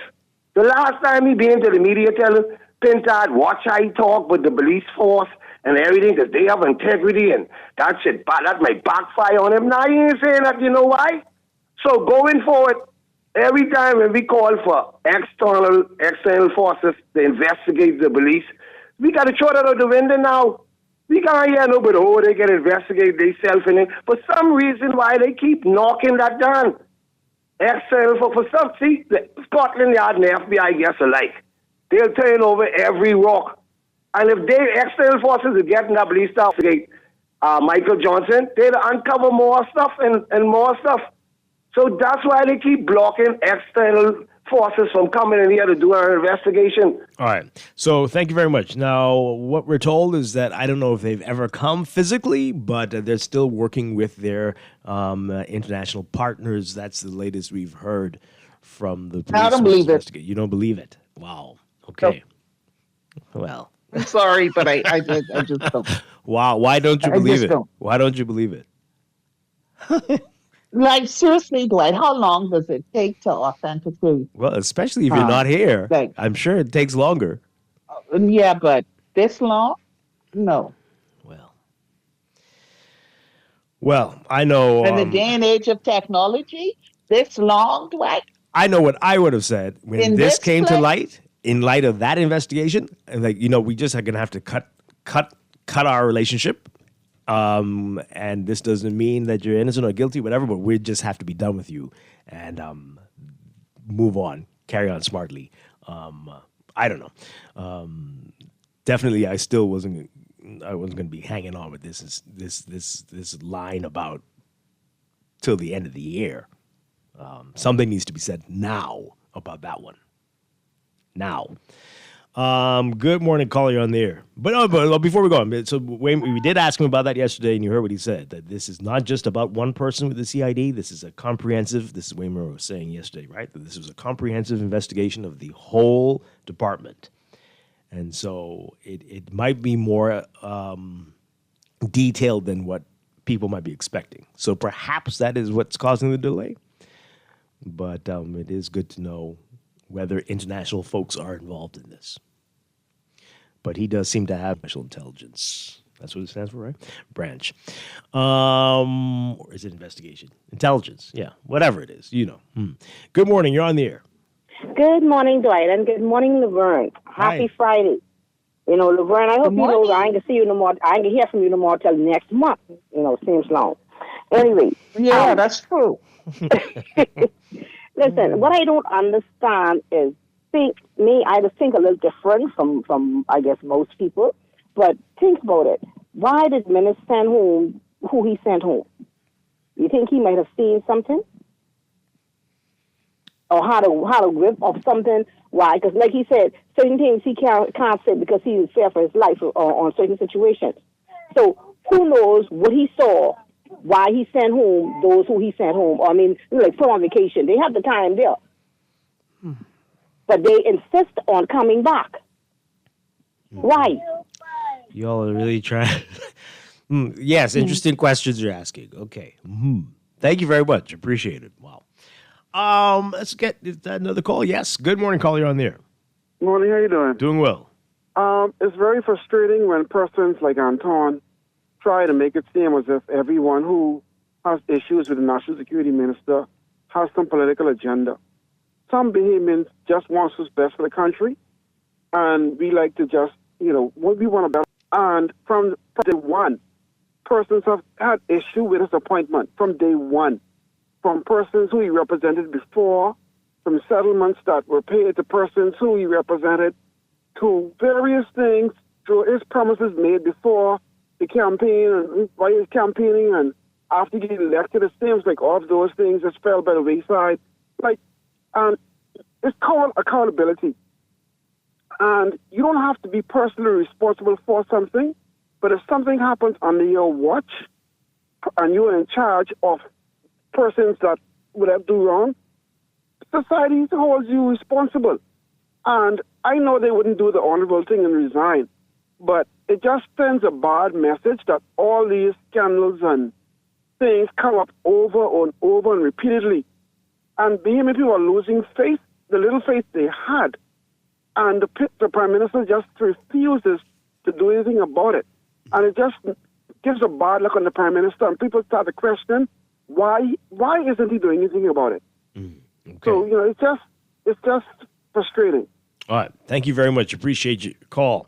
All right. So I'm going to read these very quickly. We've got to take a break, and then we'll get to the other issues we wanted to talk about this morning. This person says here, why shouldn't they resign? What good will it do? It will show that there is some degree of understanding of the level of failure occurs, indicate a level of integrity, and that there is an accountability for these types of failures under their weak leadership. They clearly cannot do the job.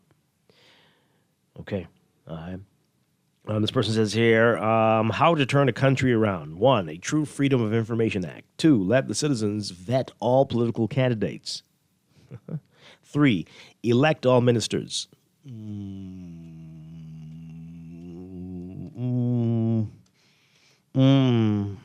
Okay. 4, elect all government department heads. What? I can suggest a whole lot more, but I have to get to work. Okay. Some of these are good. Some of those, you're looking for trouble. But we do, I keep saying, we're going to have that conversation on the pros and cons of electing certain people versus appointing and properly vetting them. We need to have these conversations in the country. All right, this is a text here. It's interesting how the FNM is not highlighting existing laws that could address this issue we face today. Is it interesting? I mean, okay. I think it's more interesting that the government is saying that it needs to draft laws to address these things. Right. Because that's wild. That's wild. That doesn't make any sense. So what we've been doing? What have we been doing all this time? That's crazy. Unless this is some really going to be draconian, wild, crazy stuff that Wakanda government. What could they possibly be doing? Anyway, it's also interesting how the King's representative is silent as both parties continue to allow our reputation to say, who are we talking about here? Who are we talking about? You're interesting, texter. I mean, because you're living in some fantasy world. I don't know. Who are you talking about? The Governor General? What do you expect the Governor General to say? It's interesting that we still have a Governor General. How about that? That's very interesting. Super interesting. All year we are seeing people being exposed to the darkness they do and others for their inaction while it happens. History will remember all of them. Well, that part. But what you find interesting is questionable. The Secret Service leader resigned after someone tried to kill Trump. That's leadership. Yeah, we mentioned that earlier. The Prime Minister needs to fire Wayne Munroe Rodney, whoever Munroe put in place. It's really a bad look for the country for all this crime and constant exposing of corruption under his watch. Lack of action by the PM with all this public distrust isn't good. Another text here. There is a connection to the... Oh, boy. Okay, nope.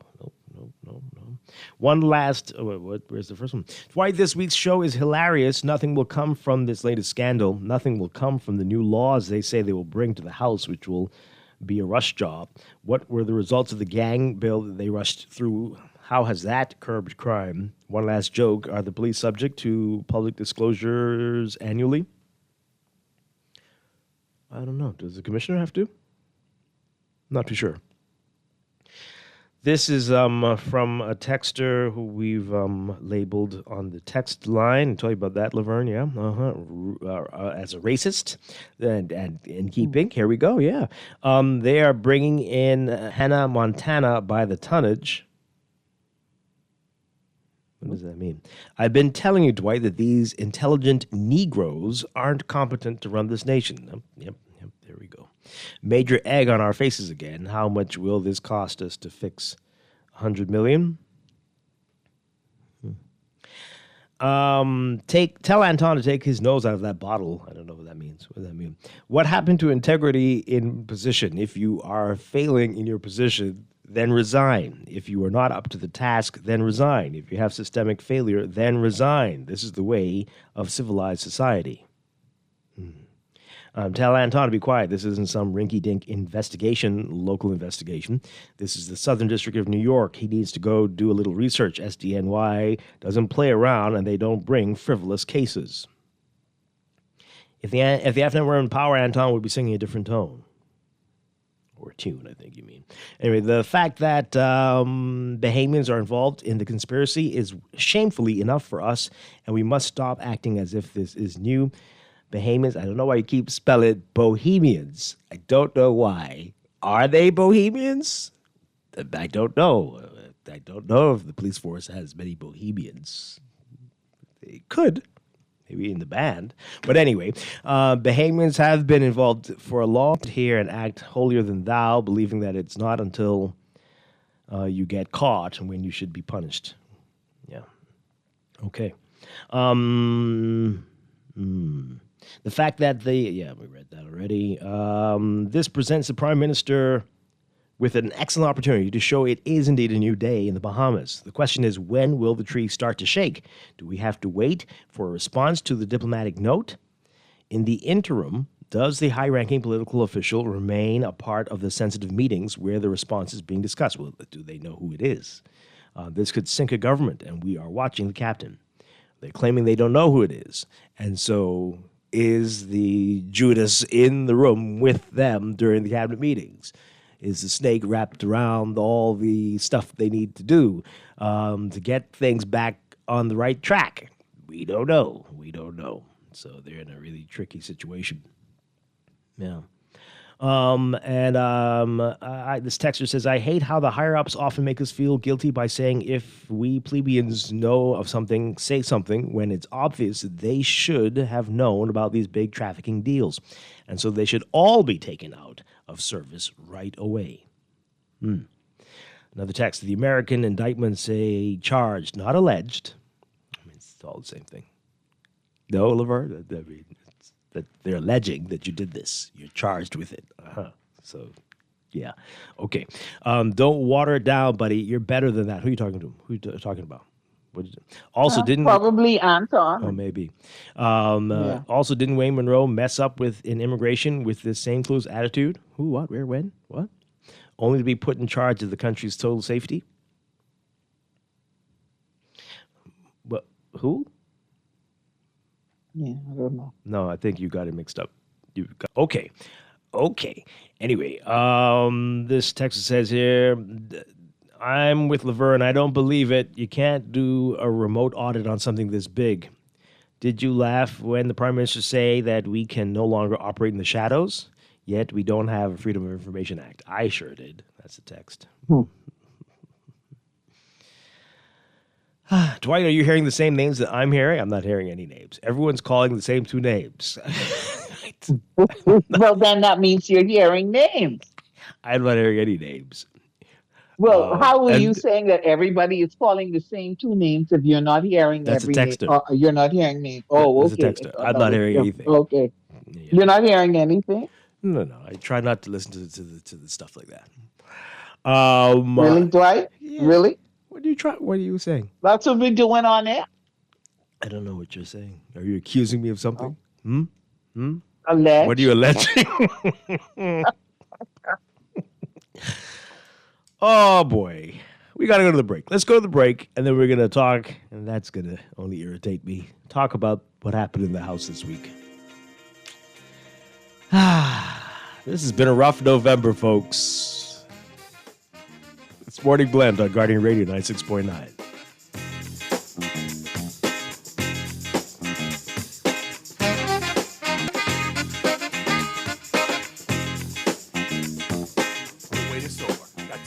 Guaranteed investment opportunity that you've been waiting for has finally arrived. My name is Bond, the Bahamas Government Savings Bond. And as of Thursday, November the 21st, all Bahamians, for as little as $100, can begin to save for their future. The investment rates are fixed and guaranteed with terms for 1 to 6 years, so you can't lose. Mark it down. Thursday, November the 21st. Get your Bahamas Government Savings Bonds. Check out the Central Bank of the Bahamas website for more details. This Black Friday, get ready for unbelievable savings at Connaught Bahamas for 2 days only. It's a 40% off Black Friday sale, November 24th and 25th. Top quality products, cabinetry, granite, tiles, windows, vinyl flooring, and so much more. Connaught Bahamas is 40% off Black Friday sale. 2 days only, November 24th and 25th. Nassau, Freeport, Abaco, and Eleuthera. Sale opening hours, 8 a.m. to 6 p.m. Don't you miss out. Around the world, Cleveland Clinic is recognized as a leader in healthcare. Our team of experts relentlessly pursues the best for our patients. From groundbreaking cancer research to state-of-the-art heart surgery, Life-saving innovations happen here every day. When it's time to travel to Cleveland Clinic, your destination for care, for every care in the world. To learn more, visit clevelandclinic.org/Caribbean. Standard Services on Shirley Street, your everything Christmas store, has the perfect gifts just for you. Now until December 24th, you can get 5 to 50% off everything in store, plus 20% off Christmas lights, 25% off artificial Christmas trees, Christmas decorations, and all toys. Standard Services, just around the block with everything in stock. They have everything you need to keep everyone happy this Christmas season. Get the perfect gifts, plus 5 to 50% off everything at Standard Services on Shirley Street, your everything Christmas store. Open Sunday, December 22nd. Are you dreaming of an EV? Now is the time. Easy Car Sales is offering unbelievable deals on 2024 models with end-of-year discounts. Plus, quick and simple in-house financing makes it easy for everyone to go electric. Take a test drive and experience the thrill today at EV City on Abundant Life or Gladstone Road. Step into a smarter, more affordable drive with Easy Car Sales, your trusted EV and warranty provider since 2016. Make your house a home, stop by the furniture store that's giving you more. With appliances, furniture, and prices. Whatever you want, we got it all. Promise Furniture, no one less one. We give it you, we make it worthwhile. We make it quality, comfort, and style. Quality and style, yeah. Promise Furniture, no one less one. We give it you, we make it worthwhile. Giving you quality, comfort, and style. Promise Furniture. In the world of business, technology is not a choice, it's a necessity. And for businesses that demand excellence, there's only one choice for unparalleled support and challenges, and we have solutions. Computing, networking, storage, and printing for enterprises large and small, aligned with premium brands like HP, Microsoft, Konica Minolta, and more. Get tech done the right way with custom computers. Call the Know-How team at 396-1101.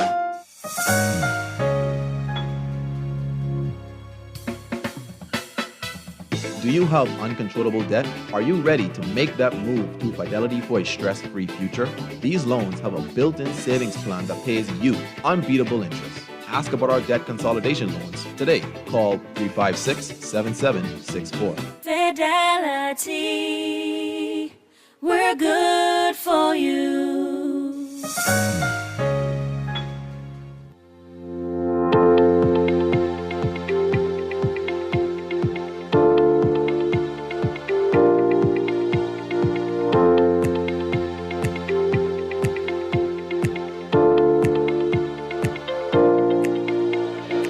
It's time for your final look at weather for today, brought to you by Sherwin-Williams Paints. Here's what's happening. We've got weak surface troughing across the southern Bahamas. That's going to continue to produce cloudiness along with showers and isolated thunderstorms across the southeast and portions of the central Bahamas as weak high pressure dominates the remainder of the islands.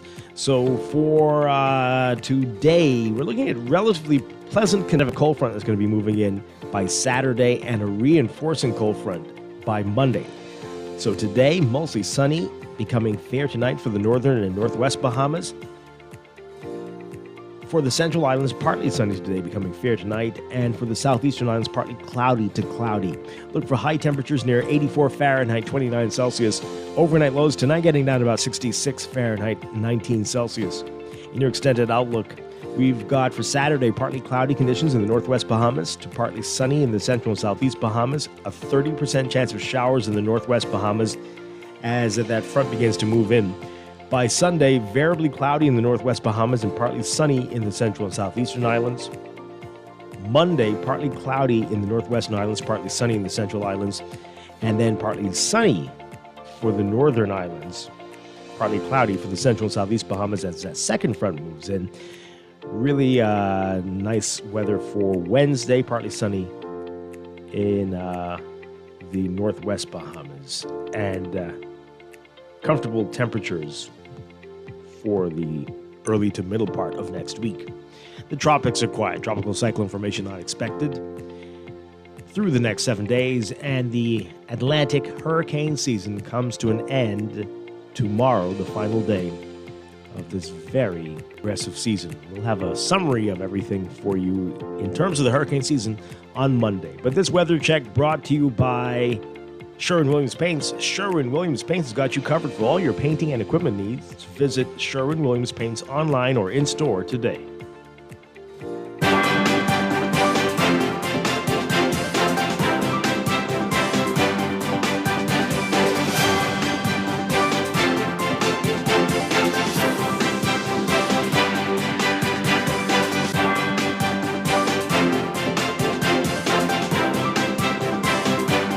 And it's time for another check of your traffic brought to you by RBC. Find your loan solution with RBC.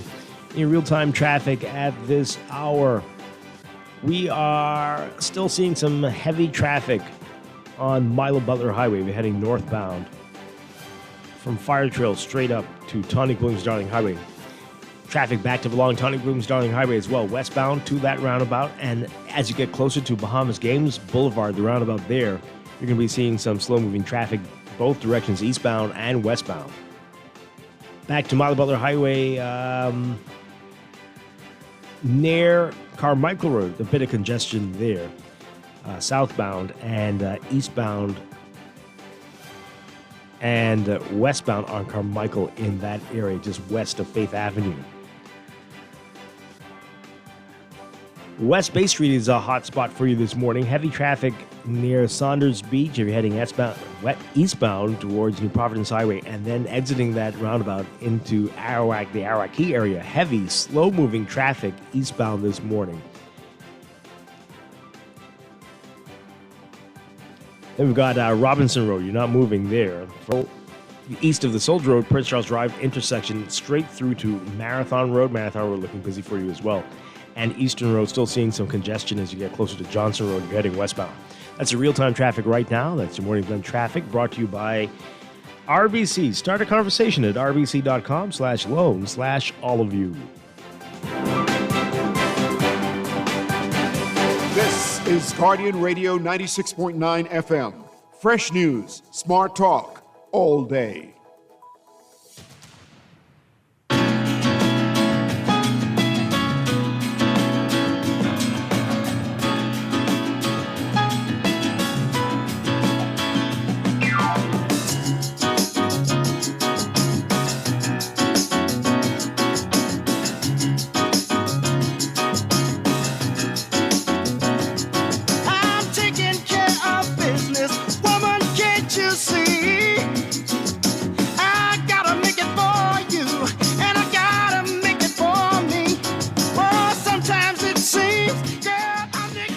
And we are back here with Morning Blend on Guardian Radio 96.9.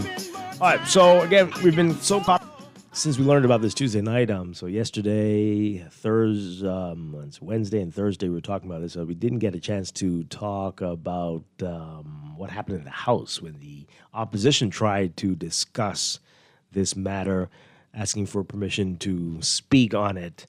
And due to some technical, clerical-ish errors, they were denied. Listen to this response from the Speaker of the House, Patricia DeVoe. As I sit in this place, almost 30 minutes late from the start, received any documentation from the honorable member as to what it is that he would have proposed to say in this honorable assembly. So I'm asking, I'm forwarding the rules to the floor that says to you, if any 10 or more, which provides the quorum, would stand in their place and support this honorable address that the member would like to give to us. But I would like to also state to the member, I'd also like to state to a member, you're asking to speak to tomorrow's sitting. Tomorrow's sitting, okay? All right, so it went downhill from there, and so Michael Pintard was trying to speak Wednesday, but I think accidentally put tomorrow in the message he sent to the speaker, and she was not budging on that. And of course, the We're only left to assume now why they couldn't get the quorum. We know there's only a but nobody on the governing side wanted to hear from them, I guess, and definitely didn't stand to support that. But let's get your reaction to it. Was the speaker right for being so beholden to the rules? Was that fair? I've seen people say that there's no reason for the opposition to say anything yet until there is more information. What would they have added to this? Let's get your reaction to it, Laverne, and then we'll get to the calls. What do you think there? Was the speaker wrong, right? Who was wrong? Who was right? Everybody for enforcing the rule. Yes, and not allowing them to speak. Understanding that it was a technical, wrong date. You know what he meant. What do you think? I think I'm not surprised. It was a great opportunity to say you're standing by the rules. But from what I've seen so far between the interaction between the Speaker of the House and the leader of the official opposition, I'm not surprised that it went that way. Mm-hmm. Not surprised at all. I thought it was hilarious when the speaker said that she was for, they get a quorum, knowing the lopsidedness of the government and each party stands with their party, you weren't going to get quorum. So, I'll just say that I was not surprised. Mm. Boy, wow. This text that we got earlier, I'll read it now. There has got to be a personal matter with the speaker and the leader of the opposition. She is biased when it comes to the leader. I think she must be moved. I want to what? I select my MP. I want to hear him speak. What does that mean? You want to volunteer your MP to be the Speaker of the House? Well, you won't. No, I think. Is that what he's saying? No, I think they're saying in light of their earlier statement, which is that clearly there's some biases. Oh, maybe this is somebody who's Pintard represents. Right. Okay. Right. I hear you. Yeah. All right, let's see what this caller is saying. Good morning, you're on the air. Yeah, good morning. Hi. Yeah, man, Good morning. I was just saying, the Bahamas government don't need to be too imaginative or exhaustive in this whole anti-corruption set of bills they want to bring. They need to hurry bring these things to bear, but probably could borrow from the American RICO laws, because the American RICO laws covers all the conspiracy of actors, proceeds of illegality, and the magnitude of the contraband itself. Like you say, it ain't just keys, it's tons, you know what I mean? So they could bring the corruption thing to the market faster, but that's borrowing from the American RICO laws. And we have a lot of single points of failure over here, like that thing with Curtis being the sole guy in control of the airports and the assent given for things to happen. We need to have more replication in our processes, because we have too much single points of failure like that, and they could be exploited. So that's all I'd say. Thank you. Okay, thank you very much. I'm going to take these really quickly. Good morning, caller. You're on the air. Hey, Dwight. Hi. Back with you. Okay, really quickly. As it relates to this matter with Pintard, and then I'd like to end by what I was trying to say from the first segment. I believe that it was a missed opportunity. And for me, that missed opportunity would have been the opposition being able to demonstrate maturity, setting politics aside, and recognizing that there is a possible alleged matter at hand of international consequences, that they would have been able to demonstrate to the international community, in particular our number one partner globally, the United States, that we stand together united as a government of the Bahamas, government in office and opposition, and we are working together and we are prepared to work together to find the best resolution to ensure that... Okay, so let's be clear. You're saying the speaker should have allowed them to speak. Is that what you're saying? Yeah, I'm saying that an opportunity was missed in that light. Not to grandstand. Not to grandstand. Well, we don't know what they were going to do. So, but I'm saying that's why I'm saying the opportunity, in my view, was missed not for grandstanding purposes. Okay. But Well, for solidarity you could purposes. say it, you seem like you're putting it on the opposition.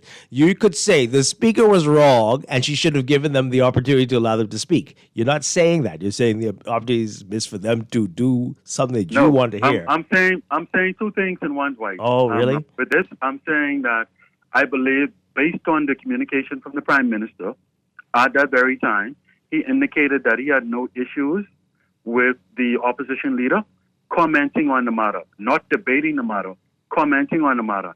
I believe that spirit should have carried through. But as the Speaker identified, the Prime Minister is not the head of Parliament. She has the responsibility and the authority to relegate the authority and the rules and regulations of Parliament. But I still say that an opportunity was missed. And so I'm answering you. I'm not I'm simply not going with what you are saying. No. I'm just saying that it didn't sound like that's what you were saying. Right. And so you understand me now, right? Yeah. Mm-hmm. And on the next note, Dwight, on the next note, 2 quick points. I believe along the lines of solution, right? Immediate solution that is within the hands or the ambit, the control of the Commissioner of Police. I believe that it would help a lot if the police officers, all of them, where cameras are available or required to have those cameras on. I believe that would go a great way in assisting the Commissioner of Police to be able to hold another tier of accountability for the officers under his control. Okay. Yeah. Thank you very much. Appreciate it. Everyone's been suggesting that. Well, we did hear William Munroe say, hey, they need money for more cameras. And hopefully, and that you can donate if you want to them, to the police force. Donate to your police force so they can have the equipment they need to police us. And hopefully they will have to keep all cameras on in interrogation rooms and on themselves all the time. That better be part of this legislation so we can see what is really happening in this country. And if that's not part of it, then they've failed again. Let's go to the news. This is Morning Blend on Guardian Radio 96.9.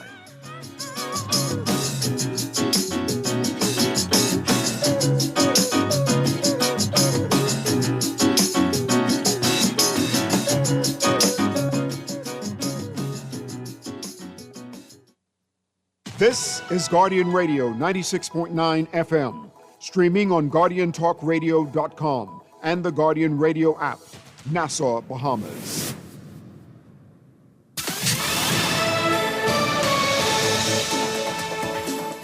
This is the Guardian News Network update on the hour. Hello, everyone. I'm Charlene Ferguson. National Security Minister Wayne Munroe concedes the indictment of Bahamian law enforcement officers in the United States on drug smuggling charges will likely impact trust between the Royal Bahamas Police Force and its OPBAT partners. Federal prosecutors in New York have accused a senior police officer and a defense force officer of using their power and insider information to help Colombian drug dealers smuggle tons of cocaine through the Bahamas and into the United States. The defense force officer allegedly shared sensitive information about Coast Guard and OPBAT operations with her. Munroe said he understands that Bahamian Marines on board a ship rider with the Coast Guard are not allowed in the command center with the radar feeds.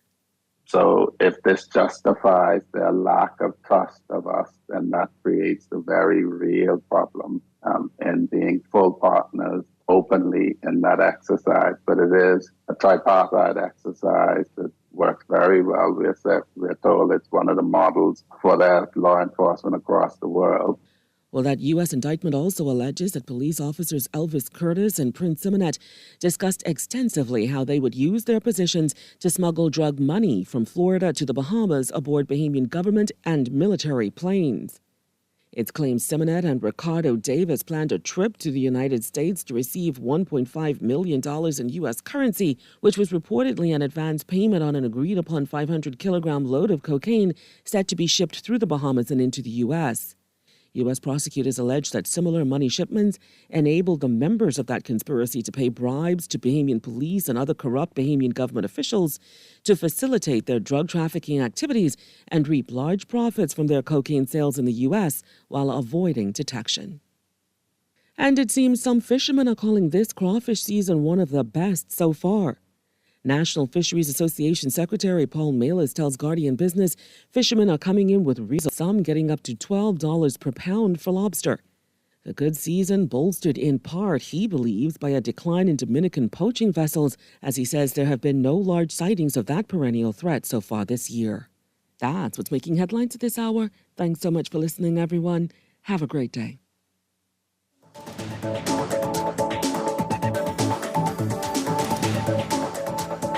I'm Rita Foley with an AP News Minute. It's Black Friday, and there was a steady stream of shoppers early this morning at Macy's Herald Square in Manhattan. Discounts included half off some boots, shoes, and handbags.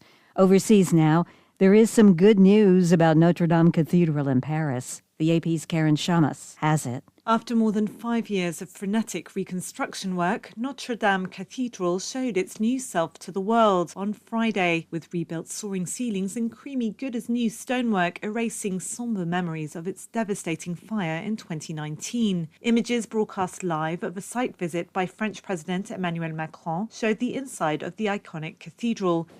Macron entered via the cathedral's giant and intricately carved front doors. On a le sentiment de la redécouvrir. I feel like I'm rediscovering it, he remarked during his tour as he stared up at the ceilings in wonder. I'm Karen Shamas. And I'm Rita Foley.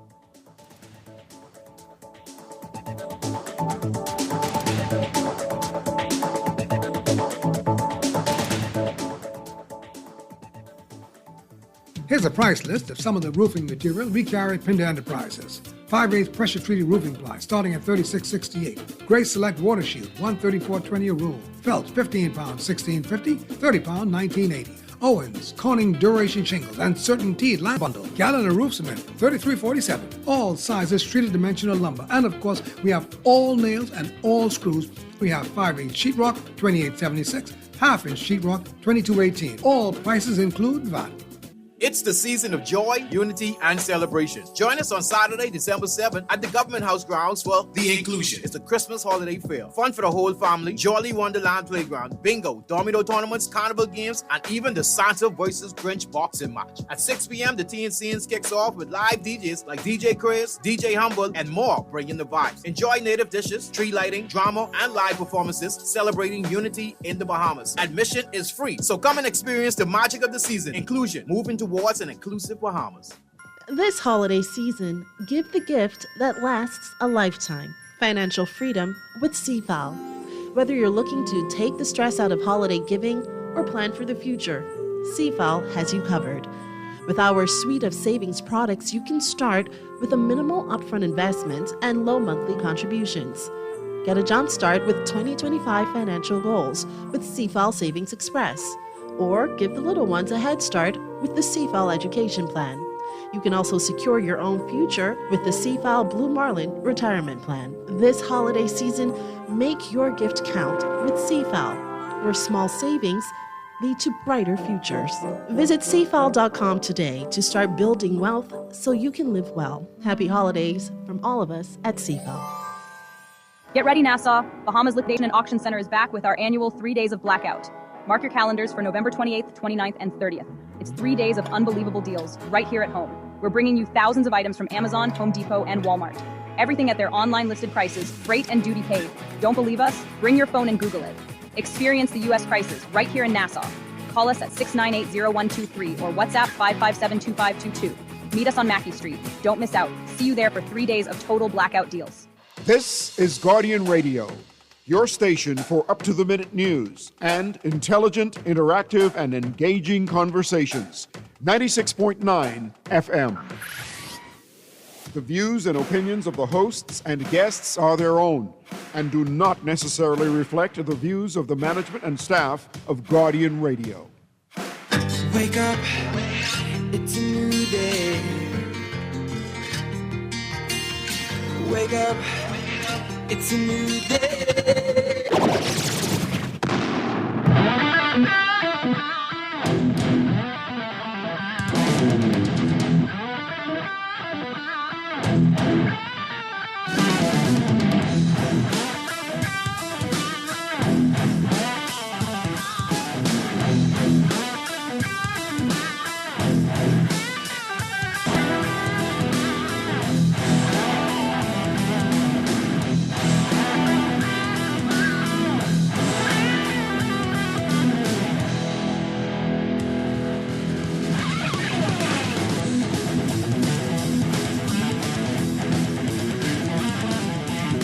Good morning and welcome to Morning Blend Business on this Friday, November 29th, 2024.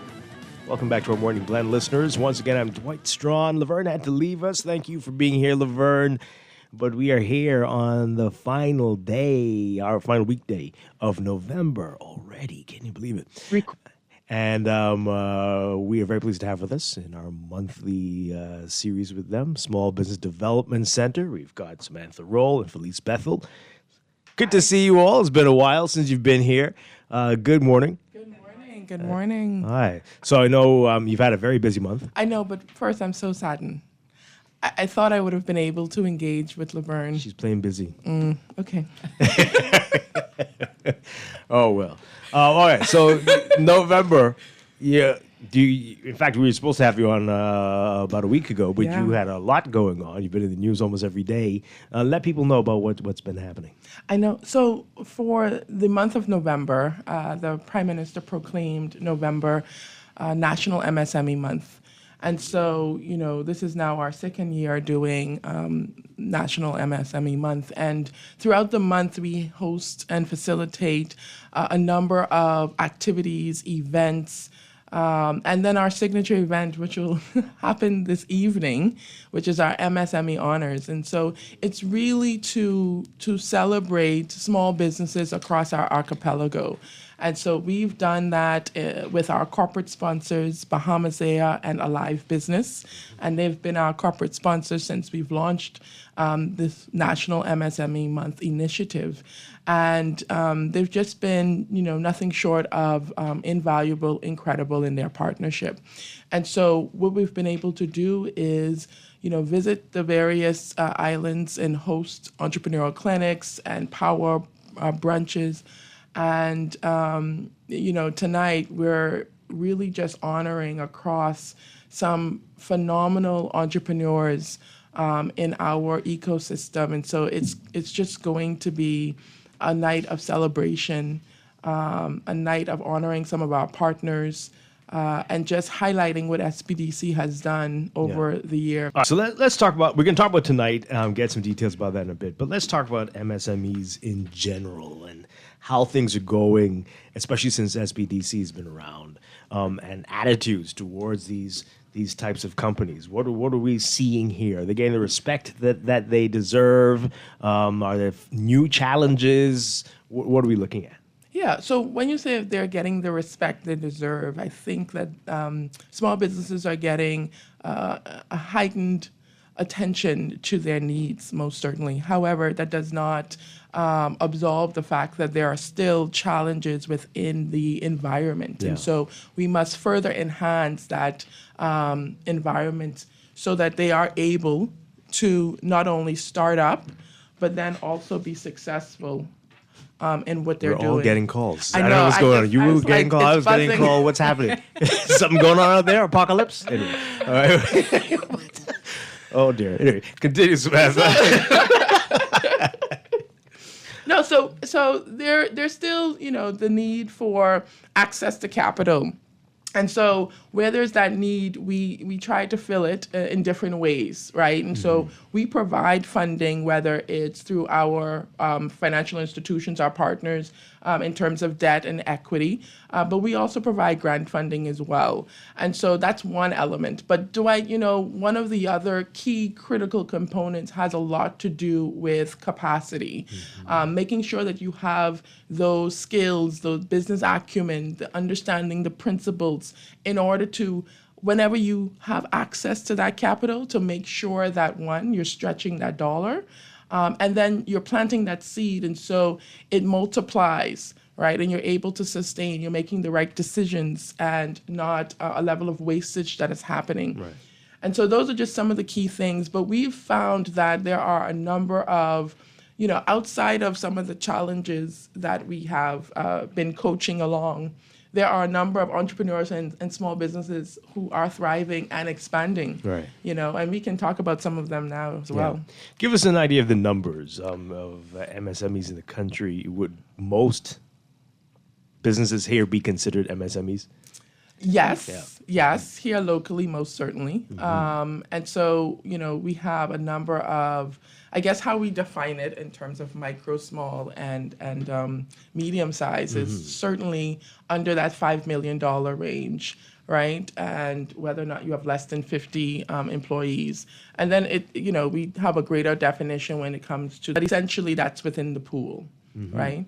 And the majority of the businesses here are within that pool. 98%. 98%. Yes. Of licensed businesses. Wow. So anyway, I'm gonna get myself and get all of you in trouble. Do we have the right legislation? Do we have the right laws to enhance and protect these companies? Are we looking at this in the right way? There's definitely research being done. We are certainly offering any type of policy advocacy that we can to make sure that we have the support that is needed from a policy standpoint. But I think, when you look and you benchmark across some of our regional sisters and brothers, there is definitely, in comparison, a really good environment here for businesses to thrive, essentially. And so when you look at it, that 98%, most of them don't necessarily have to pay for a business license. There's no business tax as yet. Right. And so that's one element. I've even looked at the fact of how we structured our grant programs. And a number of our regional countries actually do reimbursable grants, right? So we've invested quite a bit of dollars, whether it's grant funding or funding overall, but also even from a marketing promotional dollars for small businesses to create that environment for them to thrive. Right. In addition to that, we've helped to cause the connection or the links, whether it's small businesses to large businesses, or it's within the small business ecosystem to some strategic partners to further enhance their sales, their awareness of the products and services. So I think that, again, there's still some gaps, there's still some challenges that we have to overcome. But for the most part, it does look really great. Okay. All right, good stuff. All right, so before we get to what's happening tonight, let's go through some of the things that you did this month. Phyllice. This month or this year? Well, we don't have enough time for this year, I'm sure. Okay, so this month we've been wrapping up the Men in Business initiative. Did you hear that, Dwight? Yes. The Men in Business? Right. So earlier, I hope our listeners who were calling for this for quite a while were paying attention and were a part of it. Right. So when we met with you some months ago, we were promoting the Women Entrepreneurs Initiative. We were getting a lot of calls and requests for an initiative built especially for men. So we started off by conducting a survey. I think we shared some of the survey results with you, and then we went ahead, crafted the Men in Business Initiative in partnership with Carnival Corporation as well as Toastmasters Club 1600. So as part of that initiative, we took men, over 700 men, through the Business Blueprint training course. Many of them were assigned to mentors that worked with them one-on-one, and that's where Toastmasters Club 1600 came in terms of that one-on-one support, guidance, not just giving them expert business advice, but helping to boost their confidence. Then we had the Empowerment Forum, as well as the Titans Pitch Competition. And during this competition, this was the first time that we had an equal square-off between competitors from Grand Bahama and New Providence. And Grand Bahama took the first and second place prize. Yes, they sure did. Yes, and they said next year they're coming back for all three prizes. So we have to sharpen our entrepreneurs here in the capital.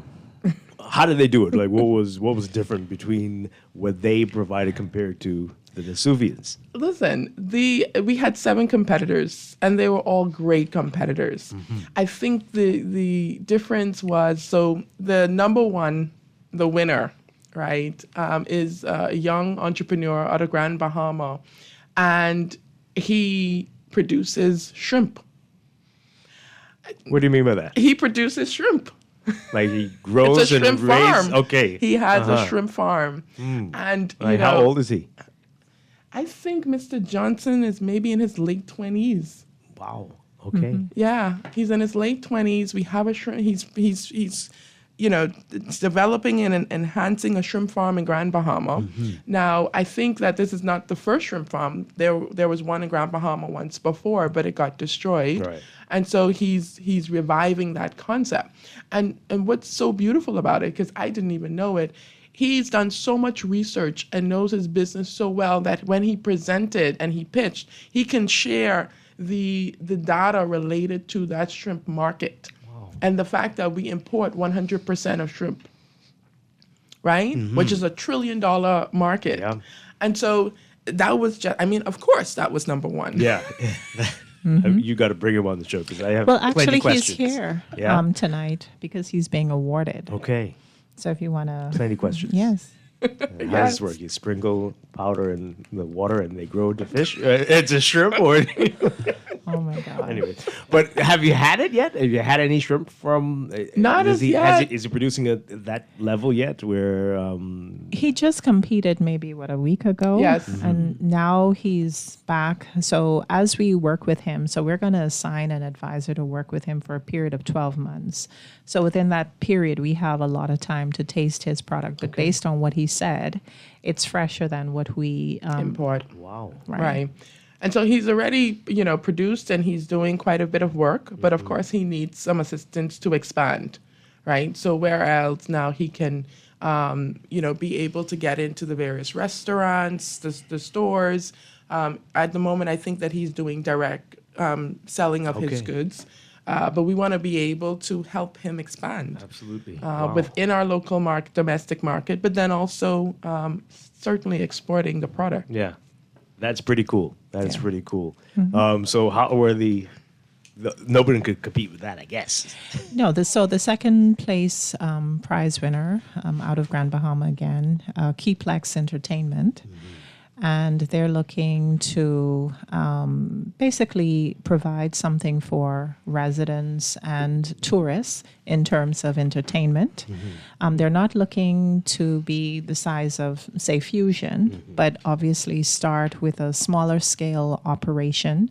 Not only were they awarded funding through the Titans Pitch competition, but one of our very conservative financial institutions is also backing them in terms of funding through the guaranteed loan program to bring this project to fruition. Great stuff. So what was the overall word from the men who took part in these programs? Are they satisfied now? Or they don't feel neglected anymore? Where are we at? So the morning, I think maybe the morning of the empowerment, or the evening of the empowerment, after the empowerment forum, I got a text from one of the mentors from Club 1600, and it was a text between him and his mentee, and the mentee was saying, I've gotten my money's worth even if I don't get approved for the grant, based on how empowering the forum was and based on the pitch competition, the training course. And we like it when entrepreneurs recognize that the real impact and value of these initiatives is not necessarily the grant funding, but certainly the access to training and mentorship and networking that can have triple the impact or effect as a $10,000 grant. Yeah. And something, I was having a conversation with an established or experienced entrepreneur the other day. And it started out saying, well, I just need the money. I don't need the training and all that other stuff that you all provide. Right. I believe that's for startups, right? And as we went through that conversation and listening to the entrepreneur's journey, at the end of it, now I realize I could have benefited from that training. Wow.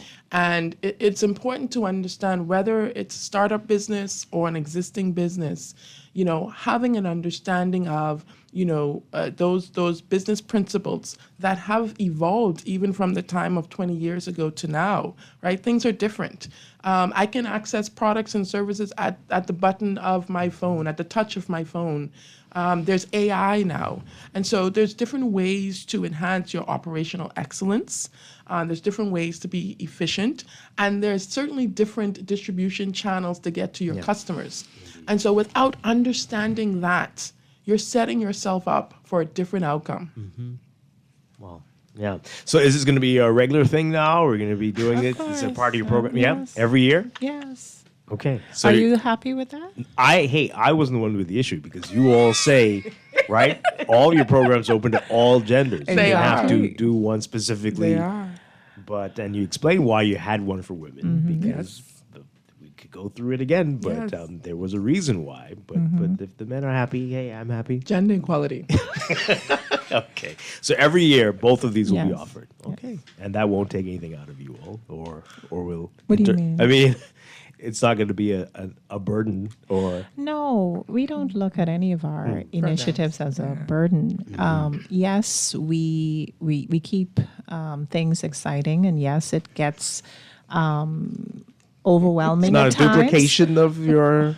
No. Oh, okay. Because the thing of it is, men, based on our experience with this initiative, they require a different type of support than women entrepreneurs. And maybe we wouldn't. Babied. Well, I won't say it that way, but we wouldn't have discovered this unless we were having an initiative exclusively for men. And we realized that, like women, there is this fear of failure. However, women, based on our experience, are more willing to try while being afraid, whereas we were getting more calls and emails. So the men were less eager to try ahead of making a mistake. Okay. So I don't know if you call that babying, but Maybe. maybe nurturing. That's a good one. Yes. So will this impact take up for other programs, do you think? Or you don't see it like that? No, I don't know. We don't see it like that. So we've identified programs that we know for certain that we would have over, the course of a few years. Certainly the women entrepreneurs, we made it at the very beginning, known that we would have this at least for 3 years. Right. And then we would gauge and see how we would make adjustments. We have other programs that can be interchangeable, so we can switch it in, switch it out based on, again, needs. And so as we've identified where there are needs to enhance a program, so for example, we're looking at the Creative Entrepreneurs Initiative. And in doing that, the team designed this Crafting the Bahamas, and it was a series of workshops, soap making, Junkanoo mask, headbands, other types of products that were made and being taught to be made. And the thinking is, well, why don't we just have a Crafting the Bahamas program? And so, some of our colleagues went to various islands, such as North Andros, went to Acklands, San Salvador, Cricket Island. And I personally, along with some of the team members, because they didn't invite me on the other ones. So I went to South Andros. And we all talked about the authentically Bahamian products that still exist in these family islands. I actually brought one. That's nice. Right? And Very I nice. bought this from an entrepreneur in South Andros, Angela Rolle. And nice. it's a gorgeous product. I bought it because this is something that I would wear. And so we want to be able to, one, enhance, again, that whole authentically Bahamian product, because that's what people want. That's what visitors who come to our country really want. But then we want to be able to provide the linkage, right? So how does Angela out of South Andros get her product to various islands, perhaps, or even New Providence? How does she then get it outside of the Bahamas? Because, we've been places to where I see straw products, and it's not as good as our straw products. You got to put that straw in quotation marks, right? Right. Oh, boy. And so it's just being able to design programs that can help entrepreneurs like Angela, that can help those entrepreneurs in North Andros or Red Bays where, hey, we want to get these products out there into the market, more into the domestic market, and how do we get them into the international market? Yeah. All right, we're getting a text asking why don't we have a Small Business Act as yet to sustain long-term success of these businesses? What I mean, I know you mentioned looking at the legislation that exists, but why would something like that be helpful? How could it be helpful? What is there that we don't have that you see? It depends. And so I know that there have been a number of efforts made. So one, several years back, we could mention SMETA, and that was really to amalgamate a number of the agencies to work as one arm or one entity perhaps. And for whatever reason, it didn't really come to fruition. Then I know there has been most recently a Small Business Development Act or draft that was done, and it was really just to define to truly define what micro, small, and medium-sized businesses are. Right. And then it was to define how the Small Business Development Center was supposed to operate, still giving some, perhaps ministerial powers, so to speak. There's give and take in having those things. I think at the moment, the SBDC has a level of autonomy in our current structure, because we are structured legally as a nonprofit organization. There's a tripartite relationship in terms of the founders, which is the University of the Bahamas, the Chamber of Commerce, and then government, and that's through the Ministry of Finance. We work closely with a number of ministries, government ministries, to execute a few programs and to support whether it's needed. And so I think there are pros and cons on either side. I believe there are other ways that we can still enhance that enabling environment without necessarily having a Small Business Development Act. Right. But there is certainly something to look at. A number of countries have it. We have the research. We've benchmarked across those countries and understanding, again, the pros and cons. And so it's just a matter of putting it for the policymakers to then make a decision. Yeah. All right, we're going to take a break. When we come back, we're going to find out all about the National MSME Honors Award ceremony tonight, who's being honored, and what people can expect tonight. We are talking with Samantha, Rolle, and Phyllice Bethel with SBDC, Small Business Development Center. This is Morning Blend Business on Guardian Radio 96.9. Stay with us.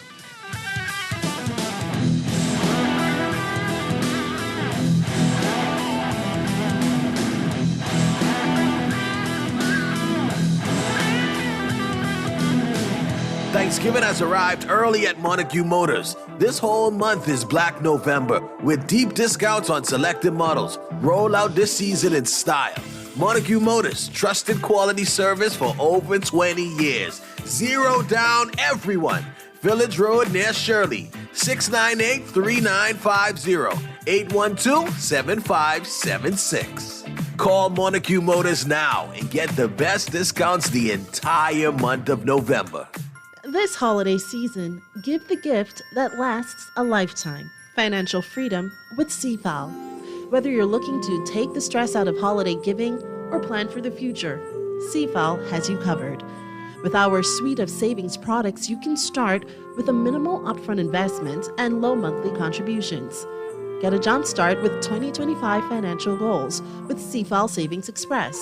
Or give the little ones a head start with the CFAL Education Plan.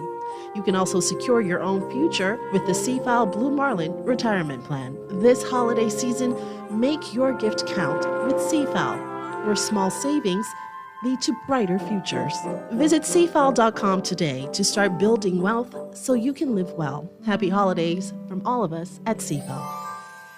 I share everything with my love, everything but my big box.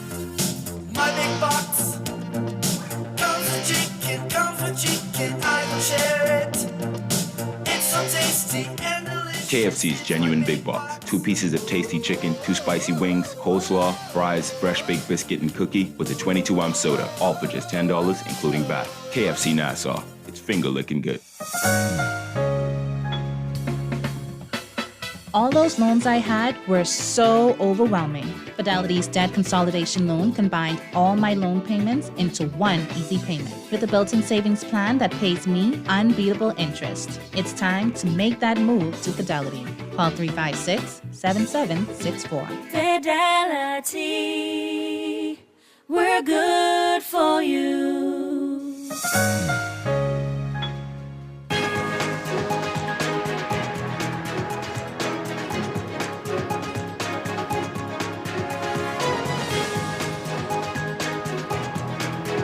This is Guardian Radio 96.9 FM, streaming on GuardianTalkRadio.com and the Guardian Radio app, Nassau, Bahamas.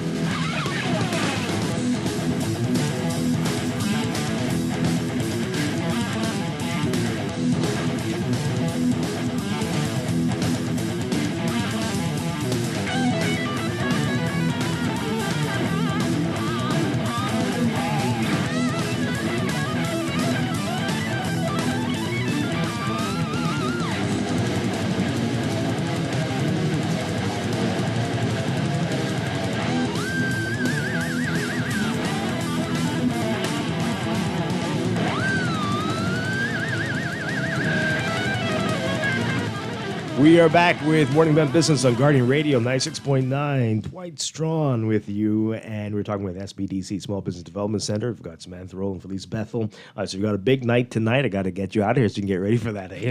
This is how big are these awards? The MSME Awards, National MSME Honors. We think it's a big deal. And we look at a number of things. We look at various industries. We look at impact, whether it's economic as well as social impact. And we also look across the Bahamas. So it's not Nusuvians being honored entirely. And so there are a number of small businesses across the Family Islands doing great things. And it's a night of celebration, celebrating excellence. Mm-hmm. And so we have a number of categories. We won't announce the winners on your show, but... So these winners don't know yet? Or... No, they know. They know. They know. Okay. Because, we had to make sure that they were here to be celebrated. All right. But so you can tell us the categories, though. We can certainly tell you the categories. Phyllice will be happy to do that. Yeah, so we have several. Fitness and Wellness Advocate Award, Trailblazer of Innovation Award, Breakthrough Business Leader, Authentically Bahamian Excellence Award, Luxury Brand Builder, Economic Bridge Builder, Cultural Heritage Navigator Award, Evolving Business Legacy. It's a real diverse pool of entrepreneurs, and the names of the awards are influenced based on the reasons they were nominated. Okay. Mm-hmm. So, for example, the Disruptor and Commerce Award. We've given you some clues earlier, but you'll think about it later. Mm-hmm. But this is an entrepreneur who's doing something very disruptive in the community, in the world of commerce. Mm-hmm. Mm-hmm. Okay, so who nominated and how many were nominated? So we relied on not only mentors who were involved with the various initiatives, but also some of our strategic partners that we partnered with in order to offer, let's say, for example, the Zonta Bold Beginnings program or the AWE program that we partner with the U.S. Embassy on. So we looked at mentors as well as partners to recommend entrepreneurs that stood out. Yeah. So you had multiples in each category, or sometimes only one, or how did it work? So we had multiple nominations based on the different initiatives, and then we went through a selection process to determine which entrepreneurs should be receiving the awards. Now, some people who were nominated were people who received awards previously. And so we definitely want to give other entrepreneurs the opportunity to be highlighted and celebrated. Okay. All right. So what does the prize look like if you win? So, you get like an Oscar type thing, or you get a check, or how does that work? We do it. I don't know. You all are very fancy. Who knows? we do it in style. Right. So our honorees, they were treated to a photo shoot session with renowned photographer Sherrard Lightburn. Okay, all right. Yes. Fancy, see? Yes. And then tonight, they're going to receive their trophies and accolades, all of the above. But you have to be there to see the full unveiling of what we have in mind. All right. So how does one get there? Are you invitation only? Yes, Okay. definitely invitation, because of course, we have a capacity that we need to maintain. So it is invitation only. But I can tell you who's been invited. And so for us, it's important for, of course, our SBDC team members are always a part of these type of celebratory initiatives, because they work extremely hard to get a number of entrepreneurs to where they are. But of course, we invited all of the 2024 recipients, whether it's grant recipients as well as our guaranteed loan recipients. They were all invited. Okay. We invited our strategic partners throughout 2024. We invited all of our mentors who participated in the various programs, and different special guests and partners. And so our financial institutions, we've invited all of them to enjoy in this celebration. Excellent. So where is it going to be? I mean, can you tell people, since you've invited? Do you want people to know where it is and what time? No, okay. So no, it's at Margaritaville. Okay. All right, that's fine. Oh boy. All right, so that's great. That's tonight, and we'll know all the winners. You'll publish that, I'm sure, and let everybody see who they are and find out more about their businesses. Absolutely, we Good will. stuff, Absolutely, good stuff. we will. So December, things are winding down for 2024. Not You quite. got a lot going on. Yeah. So we have a few more. We're gonna launch one last program initiative in December before we close. We're certainly trying to wrap up Men in Business, and so that can happen as well, hopefully before the end of the year in terms of the announcements. But Dwight, it has been a year. I mean, we've started off and through all the various programs, and they've been tremendous. Yeah. And so certainly at the beginning of the year, you would have heard us talk about making sure that we are providing that support in all corners of our community, and that would also include persons with disabilities. And so in December, we will launch our Entrepreneurs with Disabilities program. And so I'll say coming soon. So that would be our final program that we will launch for the year. Wow. Okay. So and we've got one more with you for the year in a few weeks. So maybe we'll hear more about that. You certainly will then. Yeah. Certainly All will. right. So good stuff. Anything else you want people to know? If they want to get more information about SBDC and your programs, what should they be doing?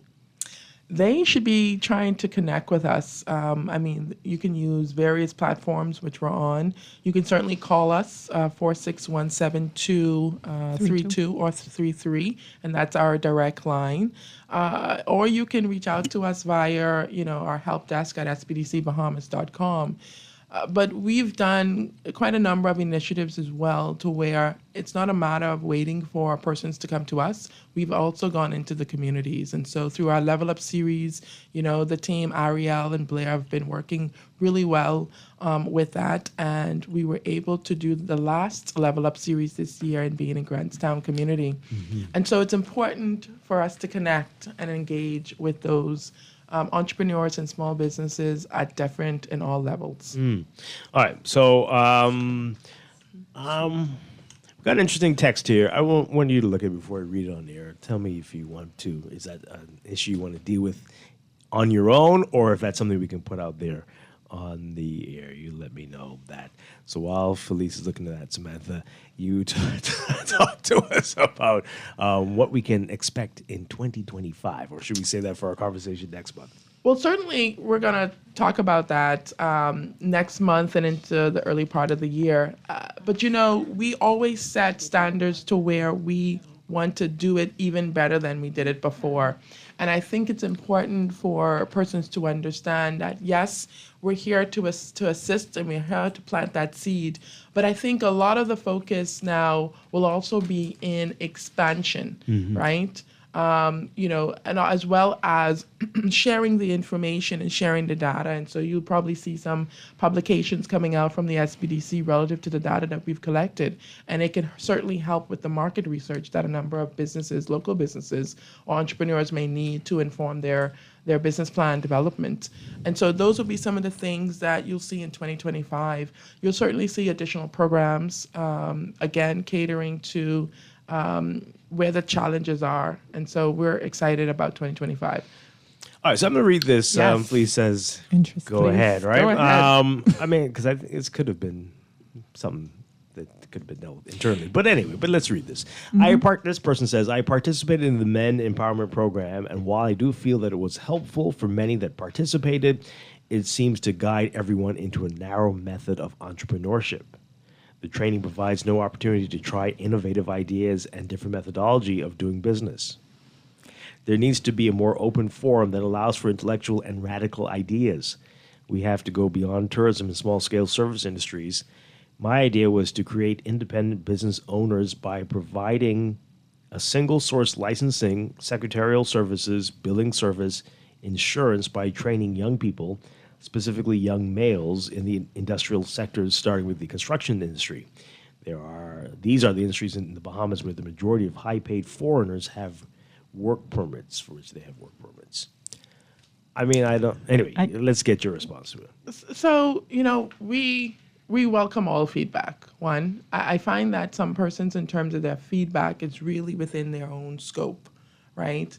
The program that we offer, we tailor it based on, one, the information that we've collected through our survey. But then, two, we want to make sure that from a business blueprint and mentorship standpoint, that you do have the fundamentals. That's one aspect. But we certainly do not pigeonhole any idea, concept, or entrepreneur into anything, particularly tourism, right? There's no direction into any particular area that we especially do. with the honors that you talked about tonight. That's very vast and widespread. Yes, and they mentioned the Empowerment Forum and them having radical ideas. One of the panel discussions was on disrupt or be disrupted. Yeah. So we are looking for people who are not following the norm or traditional ways of doing business, but who are looking to make that disruption in commerce. We also had a panel discussion that talked about the evolution of leadership. So getting away from the traditional authoritarian style, but more collaborative and innovation type leadership. So I'm not sure, and I guess we'll have to reach out to them personally to find out exactly why they felt as though the program or the different touch points was geared towards tourism. But certainly we cater to 44 industries, 16 islands, across the Bahamas. And like you said, you give the foundation, you with your creativity and innovation pile on top of that. Exactly. We actually encourage persons to get outside of, the typical business concepts that we see. And so we look for the innovation. We look for those disruptive ideas. All right. So one more time, let people know how they can reach out to you and get some more ideas or information about what they want to accomplish. Sure. Visit us on our website, sbdcbahamas.com. We definitely put all of our programs, any information we have there. We even upload those who have been awarded funding on that website as well. And so you can find us across the various social media platforms, Facebook, LinkedIn, I think TikTok, maybe not yet. No, I keep saying that, right? You keep saying that, so I think it is there. Instagram. See, I keep giving a hint. I keep giving a hint to the team, and then maybe they can. But you can find us there. And of course, you can call us 461-7232 or 461-7233. And certainly you can email us and you can reach out. SBDC, we have evolved quite a bit as an organization, as well as our offerings. And so we will continue to do so. And so as we collect the feedback, the input, thank you for informing us in terms of what the needs are for entrepreneurs and small businesses. And we will continue to connect with our strategic partners as well as policymakers to make sure that there is the support and the environment for small businesses to thrive. The other part of that, Dwight, is that we implore our small businesses and entrepreneurs to be responsible small businesses and entrepreneurs and to be resilient. And that's what it takes. Absolutely. Thank you very much for being here this morning, Samantha Rolle and Phyllice Bethel. Good luck tonight, and congratulations to all of the honorees. And we look forward to seeing you next month. Yes. Thank you. All right. We're going to take a break and be back with our final few minutes of Morning Blend Business here on Guardian Radio 96.9. Dwight Strachan, stay with you. Stay with us. Stay with us to come back.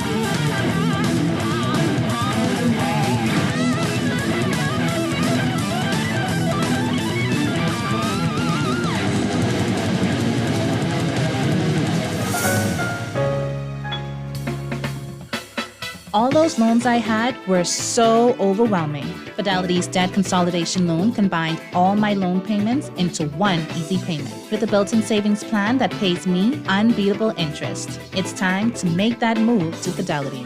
Call 356-7764. Fidelity, we're good for you. Thanksgiving has arrived early at Montague Motors. This whole month is Black November with deep discounts on selected models. Roll out this season in style. Montague Motors, trusted quality service for over 20 years. Zero down, everyone. Village Road near Shirley. 698-3950. 812-7576. Call Montague Motors now and get the best discounts the entire month of November. I share everything with my love, everything but my big box. My big box. Comfort chicken, I will share it. It's so tasty and delicious. KFC's Genuine Big Box. 2 pieces of tasty chicken, 2 spicy wings, coleslaw, fries, fresh baked biscuit and cookie with a 22-ounce soda. All for just $10, including VAT. KFC Nassau. It's finger licking good.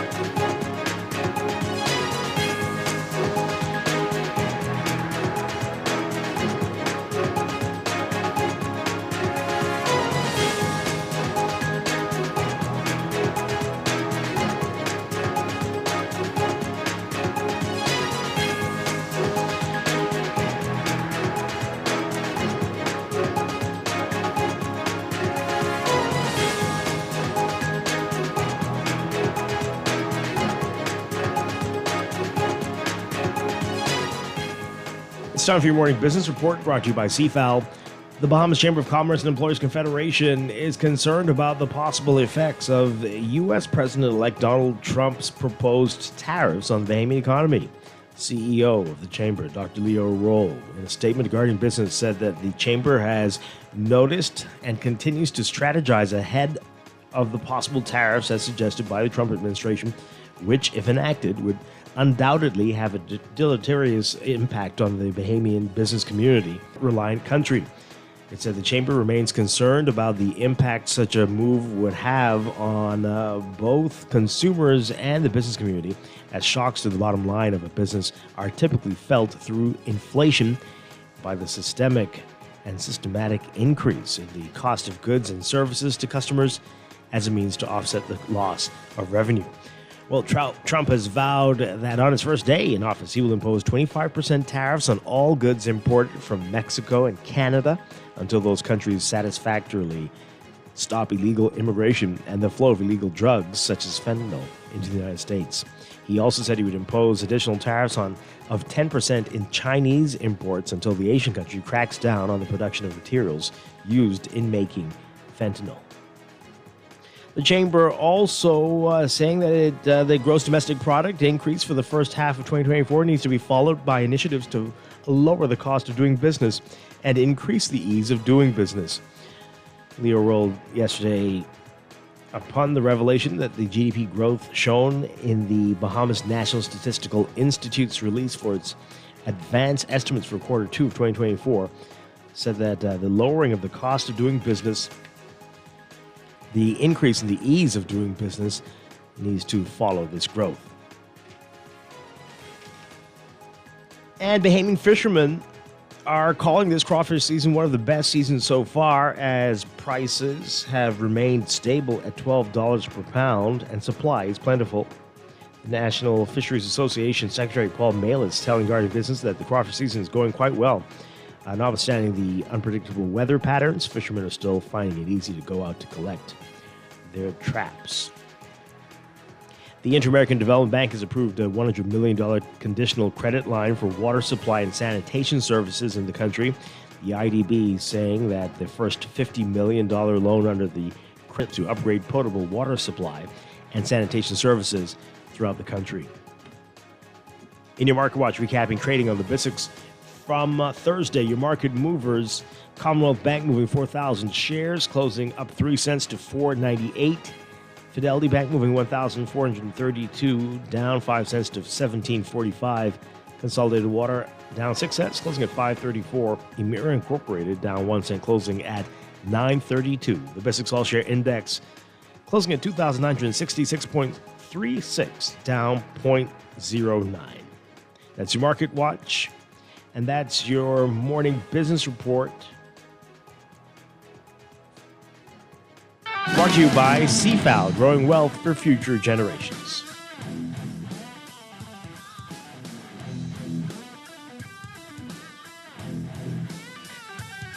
That is going to do it for us today on this Friday, final Friday of November. Thank you to Laverne Gardner for being with us earlier in the show. I'll be back on Monday for more Morning Blend and Morning Blend Business here on Guardian Radio 96.9. Dwight, trying to have a great day. Have a safe weekend. We'll see you in December.